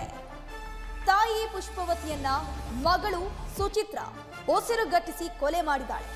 1 ವರ್ಷದ ಹಿಂದೆ ಸುಚಿತ್ರಾ ತಂದೆ ಮೃತಪಟ್ಟಿರ್ತಾರೆ. ತಂದೆ ಸಾವಿಗೆ ನನ್ನಮ್ಮನೇ ಕಾರಣ ಅಂತ ಆ ಜ್ಯೋತಿಷಿ ಹೇಳಿರ್ತಾನಂತೆ. ನಿನ್ನ ತಾಯಿಯೇ ನಿನ್ನ ತಂದೆ ಸಾಯೋಕೆ ಪ್ರಮುಖ ಕಾರಣ ಅಂತ ಮಾಟ ಮಾಡಿಸಿ ಸಾಯಿಸಿದ್ದಾಳೆ ನಿನ್ನ ತಂದೆಯನ್ನಂತ ಹೇಳ್ಕೊಂಡು ಈ ಜ್ಯೋತಿಷಿ ಏನಿದ್ದಾನೆ ಬ್ರೈನ್ ವಾಶ್ ಮಾಡಿರ್ತಾನೆ. ಜ್ಯೋತಿಷಿ ಮಾತಿಗೆ ಕೆರಳಿ ಅಮ್ಮನನ್ನೇ ಮಗಳು ಸುಚಿತ್ರಾ ಕೊಂದು ಹಾಕಿದ್ದಾಳೆ. ತಲೆದಿಂಬಿನಿಂದ ಉಸಿರುಗಟ್ಟಿಸಿ ಕೊಲೆ ಮಾಡಿದ್ದಾಳೆ. ಈ ಹಂತಕ್ಕೆ ತಾಯಿ 9 ತಿಂಗಳು ಹೆತ್ತು ಹೊತ್ತು ಸಾಕಿ ಸಲಹೆ ಇರ್ತಾಳೆ. ತಂದೆ 1 ವರ್ಷದ ಹಿಂದೆ ಸಾವನ್ನಪ್ಪಿರ್ತಾನೆ. ಸೊ ತಂದೆ ಸಾವಾಗಿದೆಯಲ್ಲ, ಇದಕ್ಕೆ ಕಾರಣ ಏನಿರಬಹುದು ಅಂತ ಹೇಳ್ಕೊಂಡು ಆನ್ಲೈನ್ನಲ್ಲಿ ಮಗಳು ಜ್ಯೋತಿಷಿಯನ್ನ ಸಂಪರ್ಕ ಮಾಡಿರ್ತಾಳೆ. ಈ ಸುಚಿತ್ರಾ ಅನ್ನುವಂಥ ಪಾಪಿ ಮಗಳು ತಂದೆ ಸಾವಿಗೆ ಏನು ಕಾರಣ ಇರಬಹುದು ಅಂತ ಹೇಳ್ಕೊಂಡು ಜ್ಯೋತಿಷಿ ಹತ್ರ ಪ್ರಶ್ನೆಯನ್ನ ಮಾಡ್ತಾಳೆ. ತಂದೆ ಸಾವಿಗೆ ನಿಮ್ಮ ತಾಯಿಯೇ ಕಾರಣ, ನಿಮ್ಮ ತಾಯಿಯೇ ಮಾಟ ಮಾಡಿಸಿದಾಳೆ ಅಂತ ಜ್ಯೋತಿಷ್ಯದ ಮಾತುಗಳನ್ನ ಆಡಿದ್ದಾನೆ. ಸುಚಿತ್ರಾ ನಂಬಿದ್ಲು ಅಂತ ಹೇಳಲ್ಲ. ಏನರ್ಥ ಆಯಿತು ಈ ನ್ಯೂಸಿಂದ ನಮಗೆ? ಯಾರನ್ನ ಕೊಂದಿದ್ದಾರೆ ಇಲ್ಲಿ? ಮಗಳು ತಾಯಿಯನ್ನು ಕೊಂದಿದ್ದಾರೆ. ಏನಕ್ಕೋಸ್ಕರ ಕೊಂದಿದ್ದಾರೆ? ತಂದೆ ಸಾವಿಗೆ ತಾಯಿನೇ ಕಾರಣ. ಯಾರು ಹೇಳಿದ್ರು? ಜ್ಯೋತಿಷ್ಯದವರು. ಏನಂತ ಹೇಳಿದರು? ತಾಯಿ ಮಾಟ ಮಂತ್ರ ಮಾಡಿಸಿದ್ದಾಳೆ. ಜ್ಯೋತಿಷ್ಯ ಅನ್ನುವಂತಹದ್ದು ಮೂಢನಂಬಿಕೆನಾ? ಮಾಟ ಮಂತ್ರ ಅನ್ನುವಂತಹದ್ದು ಮೂಢನಂಬಿಕೆನಾ? ಇದು ವಿಚಾರ. ಅಂದರೆ ಒಬ್ಬರಿಗೆ ಡಬಲ್ ಆಗಿರುವಂತೆ ಮಾಯಕ್ಕೆ ಒಳಗಾಗಿರ್ತಾರೆ ಸ್ವಲ್ಪ ಜನ. ಅದರಲ್ಲಿ ಈಕೆಯೂ ಸಹ ಒಬ್ಬಳು. ಇವಾಗ ನಾವು ನ್ಯೂಸಲ್ಲಿ ನೋಡಿದ್ವಲ್ವ, ಜ್ಯೋತಿಷ್ಯದವ್ರು ಹೇಳಿದ್ರಂತೆ. ಫಸ್ಟ್ ಆಫ್ ಆಲ್ ಜ್ಯೋತಿಷ್ಯನೇ ತಪ್ಪು. ನೆಕ್ಸ್ಟ್ ಏನಂತ ಹೇಳಿದ್ರಂತೆ? ತಾಯಿ ತಂದೆಯನ್ನು ಕೊಂದಿದ್ದಾರೆ. ಈಗ ತಾಯಿ ಹೆಂಗೆ ಕೊಂದಿದ್ದಾರೆ? ಡೈರೆಕ್ಟಾಗಿ ಚಾಕು ಚುಚ್ಚಿ ಕೊಂದ್ರ? ಹೆಂಗೆ ಕೊಂದಿದ್ದಾರೆ? ಮಾಟ ಮಾಡಿ ಕೊಂದಿದ್ದಾರೆ. ಅದು ಮಾಟ ಮಂತ್ರನೂ ಸುಳ್ಳೇನಾ? ಇದು ಸಮಾಜದಲ್ಲಿ ನಡೀತಿರುವಂತಹದ್ದು. ನಮ್ಮ ಸುತ್ತಮುತ್ತಲೂ ಮಾಟ ಮಂತ್ರದವರ ಮಾತನ್ನು ಕೇಳಿ ಏನು ಬೇಕಾದರೂ ಮಾಡ್ಲಿಕ್ಕೆ ಮುಂದಾಗ್ತಿದ್ದಾರೆ, ಯಾರನ್ನು ಬೇಕಾದರೂ ಕೊಲ್ಲಿಕ್ಕೆ ಮುಂದಾಗ್ತಿದ್ದಾರೆ ಗೊತ್ತಾ? ನಮಗೆ ಅನ್ನಿಸ್ಬೋದು ಈ ಸಬ್ಜೆಕ್ಟ್ ಇಷ್ಟುದ್ದ ಆಲೋಚನೆ ಮಾಡಬೇಕಾ, ಸಾಕಷ್ಟು ಭಾಗಗಳನ್ನು ಮಾತಾಡ್ಕೊಳ್ತಿದ್ದೀವಿ ಅಂತ ಹೇಳಿ. ಸಮಾಜದಲ್ಲಿ ವಿಚಿತ್ರವಾಗಿರುವಂತಹ ಪರಿಸ್ಥಿತಿಗಳು, ಘಟನೆಗಳು ನಡೀತಿದೆ. ಇನ್ನೊಂದು ಪ್ರದೇಶದಲ್ಲಿ ಹೊಸಕೋಟೆ ಅನಿಸುತ್ತೆ, ರೀಸೆಂಟಾಗಿ ನಡೆದಿರುವಂತಹದ್ದು. ಒಂದು ಮಗುವನ್ನು ದತ್ತಕ್ಕೆ ತೊಗೊಂಡಿದ್ದಾರೆ. ಚಿಕ್ಕ ಎಳೆ ಮಗುವನ್ನು ದತ್ತಕ್ಕೆ ತೊಗೊಂಡಿದ್ದಾರೆ. ಅಡಾಪ್ಟ್ ಮಾಡಿಕೊಂಡು ದತ್ತಕ್ಕೆ ತೊಗೊಂಡು ನೆಕ್ಸ್ಟ್ ಮಾಟ ಮಂತ್ರದವನ ಮಾತನ್ನು ಕೇಳಿಕೊಂಡು ಆ ದತ್ತಕ್ಕೆ, ಇಷ್ಟಕ್ಕೂ ಮಾಟ ಮಂತ್ರದವನು ಮುಂಚಿತವಾಗಿ ಹೇಳಿದ್ದಾರೆ ಒಂದು ಮಗುವನ್ನು ಬಲಿ ಕೊಡಬೇಕು ಅಂತ ಹೇಳಿ. ಏನು ಸಿಕ್ಕಕ್ಕೆ? ನಿಧಿ ಸಿಗಲಿಕ್ಕೆ. ನಿಧಿ ಸಿಕ್ಕಬೇಕಾದ್ರೆ ಒಂದು ಮಗುವನ್ನು ಬಲಿ ಕೊಡಬೇಕು. ಈಗ ಆ ಮಗು ಎಲ್ಲಿಂದ ತರಬೇಕು ಹಾಗಿದ್ರೆ? ದತ್ತಕ್ಕೆ ತೊಗೊಂಡು ಅಡಾಪ್ಟ್ ಮಾಡಿಕೊಂಡು ತೊಗೊಂಡು ಬಂದು ಸುಮಾರು 8 ಮಂತ್ಸ್ ಆದ ನಂತರ, 8 ಮಂತ್ಸ್ ಹಿಂದೆ ದತ್ತಕ್ಕೆ ತೊಗೊಂಡಿರುವಂತಹದ್ದು, 8 ಮಂತ್ಸ್ ಆದ ನಂತರ ನಿಧಿಗೋಸ್ಕರ ಮಗುವನ್ನು ಬಲಿ ಕೊಡ್ತಾರೆ. ಯಾರ ಮಾತನ್ನು ಕೇಳಿಕೊಂಡು? ಮಾಟ ಮಂತ್ರದವರು ಇಷ್ಟಕ್ಕೂ ಹುಣ್ಣಿಮೆ ದಿನ ಕರೆಕ್ಟಾಗಿ ನೋಡಿಕೊಂಡು ಬಲಿ ಕೊಡ್ಲಿಕ್ಕೆ ಮುಂದಾಗ್ತಾರೆ. ಈ ರೀತಿಯ ಬಲಿಗಳನ್ನೆಲ್ಲ ಕಂಡಕ್ಟ್ ಮಾಡುವಂತಹದ್ದು ಮಾಟ ಮಂತ್ರದವರೇ, ಮಾಂತ್ರಿಕರು. ಇಷ್ಟಕ್ಕೂ ಕಾಡಲ್ಲಿ ಕೂತ್ಕೊಬೇಕಾಗಿರುವಂಥ ಪರಿಸ್ಥಿತಿ ಬರ್ತಿತ್ತ ಈ ಮಾಟ ಮಂತ್ರಿಕನಿಗೆ. ಅವನಿಗೆ ನಿಧಿ ಸಿಕ್ಕಿದರೆ, ನಿಧಿ ಅನ್ನುವಂತಹದ್ದು ಮಾಟ ಮಂತ್ರ ಮಾಡುವಂಥವನಿಗೆ ಸಿಕ್ಕಿತ್ತು ಅಂತ ಅಂದ್ಕೊಳ್ಳಿ. ಅವನು ಕಾಡಲ್ಲಿ ಕೂತ್ಕೋತಿದ್ನ, ಯಾವುದಾದ್ರೂ ಬಂಗ್ಲೆಯಲ್ಲಿ ಇರ್ತಾ ಇದ್ನ ನೀಟಾಗಿ, ಯಾವುದಾದ್ರೂ ಒಂದು ವಿಲ್ಲಾ ತೊಗೊಂಡು ನೀಟಾಗಿ ಆರಾಮಾಗಿರುವಂತಹದನ್ನು ಬಿಟ್ಟು ಕಾಡಲ್ಲಿ ಆ ಚಳಿಯಲ್ಲಿ ಆ ಕತ್ಲಲ್ಲಿ ಕೂತ್ಕೊಳ್ಳುವಂತಹ ಇದು ಬೇಕಾ? ನೋಡೋಣ, ಅದನ್ನು ಒಂದ್ಸರಿ ನೋಡೋಣ. ಸೆಕೆಂಡ್ ನ್ಯೂಸನ್ನು ಪ್ಲೇ ಮಾಡಿ ಅಣ್ಣ. ನಿಧಿ ಆಸೆಗಾಗಿ ಗಂಡು ಮಗುವನ್ನ ಬಲಿ ಕೊಡುವುದಕ್ಕೆ ಯತ್ನ ಮಾಡಿರುವಂತಹ ಘಟನೆಯೊಂದು ಹೊಸಕೋಟೆಯಲ್ಲಿ ನಡೆದಿದೆ. ದತ್ತು ಪೋಷಕರಿಂದ ಗಂಡು ಮಗು ಬಲಿ ಪೂಜೆಯ ವಿಚಾರ. ಮನೆಯಲ್ಲಿ ಗುಂಡಿ ತೆಗೆದು ಮಗುವನ್ನ ಬಲಿ ಕೊಡೋದಕ್ಕೆ ಪೂಜೆ ಮಾಡಿದಂತಹ ಆರೋಪ ಕೇಳಿ ಬಂದಿದೆ. ಹೊಸಕೋಟೆಯ ಸೂಲಿಬೆಲೆಯ ಜನತಾ ಕಾಲೋನಿಯಲ್ಲಿ ಘಟನೆ ನಡೆದಿದೆ. ಸೈಯದ್ ಇಮ್ರಾನ್ ಎಂಬುವರ ಮನೆಯಲ್ಲಿ ನಡೆದಿರುವಂತಹ ಪೂಜೆ ಇದು. ಜಿಲ್ಲಾ ಮಕ್ಕಳ ರಕ್ಷಣಾ ಘಟಕದ ಅಧಿಕಾರಿಗಳಿಂದ ಮಗುವನ್ನು ರಕ್ಷಿಸೋ ಕೆಲಸ ಆಗಿದೆ. 8 ತಿಂಗಳ ಮಗುವನ್ನ ಶಿಶು ಕೇಂದ್ರಕ್ಕೆ ಅಧಿಕಾರಿಗಳು ರವಾನಿಸಿದ್ದಾರೆ ಅನ್ನೋದು ಗೊತ್ತಾಗ್ತಾ ಇದೆ. ನಿಧಿಗಾಗಿನೇ ಈ ವ್ಯಕ್ತಿ ಪೂಜೆ ಮಾಡ್ತಿದ್ದ ಅನ್ನುವಂತಹ ವಿಚಾರ ಇದು. ಇಷ್ಟು ಮಾತ್ರ ಅಲ್ಲ, ನಿಧಿಗೋಸ್ಕರ ದತ್ತು ಪೋಷಕರು ಮಗು ಬಲಿ ಹಾಕೋದಕ್ಕೆ ಪೂಜೆ ನಡೆಸಂತಹ ವಿಚಾರದಲ್ಲಿ ಇಂಟ್ರೆಸ್ಟಿಂಗ್ ವಿಚಾರ ಅಂದ್ರೆ 8 ತಿಂಗಳ ಹಿಂದಷ್ಟೇ ಆ ಗಂಡು ಮಗುವನ್ನ ಇವರು ದತ್ತು ತಗೊಂಡಿದ್ರು ಅಂತ. ನಿನ್ನೆ ಹುಣ್ಣಿಮೆ ಹಿನ್ನೆಲೆಯಲ್ಲಿ ಮಗುವನ್ನ ಬಲಿ ಕೊಟ್ಬಿಡ್ಬೇಕು ಅಂತ ಪೂಜೆಯನ್ನು ರೆಡಿ ಮಾಡ್ಕೊಂಡಿದ್ರು. ಸಾಮಗ್ರಿ ಎಲ್ಲ ತಂದು ಮನೆಯ ಕೋಣೆಯಲ್ಲಿ ಒಂದು ದೊಡ್ಡ ಗುಂಡಿ ತೆಗೆದು ಪೂಜೆ ಮಾಡಬೇಕು ಅಂತ ಅಂದ್ಕೊಂಡಿದ್ರು. ಈ ಬಗ್ಗೆ ಮಕ್ಕಳ ಸಹಾಯವಾಣಿಗೆ ಅಪರಿಚಿತರು ಯಾರೋ ಕರೆ ಮಾಡಿದ್ರು. ಅಪರಿಚಿತರು ಅಂದ್ರೆ ಇವ್ರದೇ ಸಂಬಂಧಿಕರು ಯಾರಿಗೋ ಗೊತ್ತಿರುತ್ತೆ ಹಿಂಗೆಲ್ಲ ಆಗುತ್ತೆ ಅಂತ. ಹೀಗಾಗಿ ಅವ್ರಿಗೆ ತಪ್ಸೋದಕ್ಕೆ ಆಗಿರಲ್ಲ, ಸೊ ಫೋನ್ ಮಾಡಿರ್ತಾರೆ. ಇದರಲ್ಲಿ ಏನರ್ಥ ಆಯ್ತು ನಮಗೆ? ಮಗುವನ್ನು ಬಲಿ ಕೊಡ್ಲಿಕ್ಕೂ ಮುಂದಾಗ್ತಾರ ನಿಧಿಗೋಸ್ಕರ. ಯಾರ ಮಾತಿನ ಆಧಾರದ ಮೇಲೆ, ಅದು ಇಂಪಾರ್ಟೆಂಟ್, ಯಾರ ಮಾತಿನ ಆಧಾರದ ಮೇಲೆ? ಒಬ್ಬ ಮಾಟ ಮಂತ್ರಿಕನ ಆಧಾರದ ಮೇಲೆ, ಅವನ ಮಾತನ್ನು ಆಧರಿಸ್ಕೊಂಡು. ಸತ್ಯವೇದ ಏನು ಹೇಳುತ್ತೆ? ಅವನ ಬಾಯಲ್ಲಿ ಬರುವಂತಹದ್ದೆಲ್ಲ ಲೋಚಗುಟ್ಟುವ ಪಿಟಿಗುಟ್ಟುವ ಮಾತುಗಳೇ. ಅದಕ್ಕೆ ತಲೆ ಬುಡ ಏನೂ ಸಹ ಇರೋದಿಲ್ಲ, ಅದಕ್ಕೆ ಆಧಾರ ಯಾವುದೂ ಸಹ ಇರೋದಿಲ್ಲ. ನೀವೇ ಹೇಳಬೇಕು ಇದನ್ನು ಸಮಾಜಕ್ಕೆ. ನಿಮ್ಮ ಸುತ್ತಲೂ ಸಹ ಸಾಕಷ್ಟು ಜನ ಇರ್ತಾರೆ, ಅವ್ರ ಹತ್ರ ನೀವೇ ನಿರೂಪಣೆ ಮಾಡಬೇಕು, ಅವ್ರು ನಂಬುವಂತೆ ಮಾಡಬೇಕು. ನೀವು ಕೇಳಿರುವಂಥ ಎಲ್ಲ ಪಾಯಿಂಟ್ಸನ್ನು ಇಟ್ಕೊಂಡು ನೆನ್ಪಿಟ್ಕೊಂಡು ಮತ್ತು ನೋಟ್ಸನ್ನು ರಿವೈಸ್ ಮಾಡಿ. ಕ್ರೈಸ್ತರ ಬಾಧ್ಯತೆ ಏನು ಅಂದರೆ, ಈ ರೀತಿಯಾಗಿ ಮೂಢನಂಬಿಕೆಗಳ ಮಾಯೆಯಲ್ಲಿ ಬಿದ್ದಿದ್ದಾರಲ್ವ ಸಾಕಷ್ಟು ಜನ, ಅವರಿಗೆ ಮೂಢನಂಬಿಕೆಗಳನ್ನು ನೀವು ಹೋಗಲಾಡಿಸ್ಬೇಕು ಅಲ್ವಾ? ಅವಾಗ ಅವರು ದೇವರನ್ನು ನಂಬಲಿಕ್ಕೆ ಶುರು ಮಾಡ್ತಾರೆ. ಅಟ್ಲೀಸ್ಟ್ ಒಂದೇ ಸರಿ ಯೇಸು ಕ್ರಿಸ್ತರನ್ನು ನಂಬಲಿಕ್ಕೆ ಶುರು ಮಾಡಿಲ್ಲ ಅಂತ ಹೇಳಿದ್ರು, ಏನೋ ಮಾಟ ಮಂತ್ರ ಅನ್ನುವಂತಹದನ್ನು ಪಕ್ಕಕ್ಕಿಟ್ಟು ದೇವರನ್ನು ನಂಬಲಿಕ್ಕೆ ಶುರು ಮಾಡ್ತಾರೆ. ಯಾವ ದೇವರು ಅನ್ನುವಂತಹದನ್ನು ಪಕ್ಕಕ್ಕಿಡಿ, ದೇವರು ಅನ್ನುವಂಥದ್ದು ಅವಾಗ ಬರುತ್ತೆ. ಅವಾಗ ಹುಡುಕ್ಲಿಕ್ಕಾದರೂ ಶುರು ಮಾಡ್ತಾರೆ. ಒಂದು ದಿನ ಯೇಸು ಕ್ರಿಸ್ತರು ಅವ್ರಿಗೆ ಗೊತ್ತಾಗ್ತಾರೆ. ಹುಡುಕುವಂಥವ್ರಿಗೆ ತಿಳಿಸ್ಕೊಡ್ತಾರಲ್ವ ದೇವರು ನಿಜವನ್ನು, ಹೌದಲ್ವ? ಇದನ್ನು ಮಾಡಬೇಕಾಗಿರುವಂತಹ ನಿಮ್ಮ ಕೆಲಸ. ಪ್ರತಿಯೊಂದು ವಿಚಾರಗಳನ್ನು ನಿಮ್ಮ ಸುತ್ತಮುತ್ತ ಯಾರಿದ್ರೂ ಸಹ ಈ ರೀತಿಯಾಗಿರುವಂತಹ ಮಾಯೆಯಲ್ಲಿ ಬಿದ್ದಿರುವಂಥವರು ಅವ್ರ ಹತ್ರ ಪ್ರೂವ್ ಮಾಡಬೇಕು, ಹೇಳಬೇಕು, ಅರ್ಥ ಮಾಡಿಸ್ಬೇಕು. ಸತ್ಯವೇದಲ್ಲಿರುವಂತಹ ಮಾತುಗಳನ್ನು ತೆಗೆದು ತೋರಿಸಿ, ಈ ಥರ ಇತ್ತು ಒಂದು ಕಾಲದಲ್ಲಿ, ಈ ಥರ ಮಂತ್ರವಾದಿಗಳಿದ್ದರು, ಮಂತ್ರವಾದಿಗಳು ಅಂತ ಹೇಳ್ಕೊಳ್ಳುವಂಥವ್ರು ಇದ್ದರು. ಅವರ ಮಾಟ ತಂತ್ರಗಳು ಕುತಂತ್ರಗಳು ಯಾವ ಕೆಲಸಕ್ಕೂ ಸಹ ಬರಲಿಲ್ಲ. ಅವ್ರ ಕೈಯಲ್ಲಿ ಮೇಲೂ ಸಹ ಉಂಟು ಮಾಡಲಿಕ್ಕಾಗಿಲ್ಲ, ಕೇಡೂ ಸಹ ಉಂಟು ಮಾಡಲಿಕ್ಕಾಗಿಲ್ಲ. ಹೇಳಬೇಕು, ಹೌದಾ? ಇಷ್ಟಕ್ಕೂ ಮಾಟ ಮಂತ್ರಗಳು ವರ್ಕ್ ಆಗೋದಿಲ್ಲ ಅಂತ ಮಾತಾಡ್ಕೊಂಡ್ವಿ. ಹಾಗಿದ್ರೆ ತುಂಬ ಜನ ಚೆನ್ನಾಗಿರ್ತಾರೆ ಅಂತ ಅಂದ್ಕೊಳ್ಳಿ. ಸ್ವಲ್ಪ ಜನ ಚೆನ್ನಾಗಿರ್ತಾರೆ, ಏನರಲ್ಲಿ ಆರ್ಥಿಕವಾಗಿ ಚೆನ್ನಾಗಿರ್ತಾರೆ, ಕುಟುಂಬದಲ್ಲಿ ಎಲ್ಲವೂ ಸಹ ಸ್ಮೂತಾಗಿ ಹೋಗ್ತಿದೆ. ಸ್ವಲ್ಪ ದಿನ ಆದ ನಂತರ ಪಟ್ ಅಂತ ಹೇಳಿ ಬೀದಿಗೆ ಬರುವಂತಹ ಪರಿಸ್ಥಿತಿ ಬಂದಿರುತ್ತೆ, ಗೊತ್ತಾ ನಮಗೆ? ಚೆನ್ನಾಗಿರ್ತಾರೆ, ಎಲ್ಲವೂ ಇರುತ್ತೆ, ಆಸ್ತಿ ಐಶ್ವರ್ಯ, ಕುಟುಂಬದಲ್ಲಿ ಚೆನ್ನಾಗಿರ್ತಾರೆ, ಯಾವ ಸಮಸ್ಯೆಯೂ ಸಹ ಇರೋದಿಲ್ಲ. ಪಟ್ ಅಂತ ಹೇಳಿ ದಿಢೀರ್ ಅಂತ ಹೇಳಿ ಒಂದು ದಿನ ಬೀದಿಗೆ ಬಂದಿರ್ತಾರೆ. ಈಗ ಮಾಟ ಮಂತ್ರಿಕರಿಗೆ ಇದೇ ಚಾನ್ಸು. ಏನು? ನಾವೇ ಮಾಡಿದ್ದು ಅಲ್ವಾ? ನಾವೇ ಮಾಡಿದ್ದು ಹಂಗಾಗ್ಲಿಕ್ಕೆ.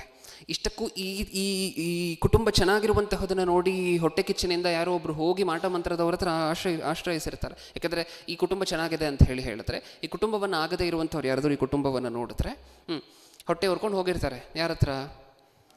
ಮಾಟ ಮಂತ್ರದವ್ರ ಹತ್ರ. ಆ ಕುಟುಂಬಕ್ಕೆ ನೀವೇನಾದರೂ ಮಾಡಬೇಕು. ಈಗ ಈ ಮಾಟ ಮಂತ್ರದವ್ರ ಹತ್ರ ಅಪ್ರೋಚ್ ಆಗಿ ಸುಮಾರು 1 ತಿಂಗಳು 1.5 ತಿಂಗಳು ಆಗಿರುತ್ತೆ. 1.5 ತಿಂಗಳಾಗಿದ ತಕ್ಷಣ ನೋಡಿದ್ರೆ ಈ ಕುಟುಂಬ ಎಲ್ಲ ಚೆನ್ನಾಗಿರುವಂಥವ್ರು, ಮನೆ ಮಾರ್ಕೊಂಡು ಇರುವಂಥ ಕಾರ್ಗಳೆಲ್ಲ ಮಾರ್ಕೊಂಡು ನೀಟಾಗಿ ಬೀದಿಗೆ ಬಂದು, ಕುಟುಂಬದಲ್ಲಿ ಡಿವೋರ್ಸು ಅದು ಇದು ಇನ್ನೊಂದು ಮತ್ತೊಂದು ಎಲ್ಲ ಆಗಿ ವಿಚಿತ್ರ ಆಗೋಗಿರುತ್ತೆ 1.5 ತಿಂಗಳಲ್ಲಿ. ಇವಾಗ ಮಾಟ ಮಂತ್ರದವ್ರ ಹತ್ರ ಹೋಗಿರುವಂತಹ ವ್ಯಕ್ತಿ ಮನಸ್ಸಲ್ಲಿ ಏನಿರುತ್ತೆ? ಮಾಟ ಮಂತ್ರದವ್ರ ಹತ್ರ ಹೋಗಿರುವಂತಹ ವ್ಯಕ್ತಿ ಹತ್ರ ಅವನ ಮನಸ್ಸಲ್ಲಿ ಏನಿರುತ್ತೆ? ಮಾಟ ಮಂತ್ರ ಮಾಡಿಸಿರೋದಕ್ಕೆ ಈ ಕುಟುಂಬಕ್ಕೆ ಹಿಂಗಾಗಿರುವಂತಹದ್ದು. ನಾನು ಮಂತ್ರವಾದಿಯನ್ನು ಹೋಗಿ ಭೇಟಿ ಮಾಡಿಕೊಂಡು ನಾನು ಮಾಟ ಮಂತ್ರ ಇವರಿಗೆ ಮಾಡಿಸಿರೋದಕ್ಕೆ ಈ ಕುಟುಂಬಕ್ಕೆ ಹಿಂಗಾಗಿರುವಂತಹದ್ದು. ಇದು ಆ ವ್ಯಕ್ತಿಯ ಮನಸ್ಸಲ್ಲಿರುವಂತಹದ್ದು. ಈಗ ಆ ವ್ಯಕ್ತಿ ಇದು ಗೊತ್ತಾದ ನಂತರ ಏನು ಮಾಡ್ತಾನೆ? ಇದು ಗೊತ್ತಾದ ನಂತರ ಏನು ಮಾಡ್ತಾನೆ? 4 ಜನಕ್ಕೆ ಹೇಳ್ತಾನೆ? ಸುಮ್ಮನೆ ಇರ್ತಾನೆ? 4 ಜನಕ್ಕೆ ಹೇಳ್ತಾನೆ? ಏನಂತ ಹೇಳ್ತಾನೆ?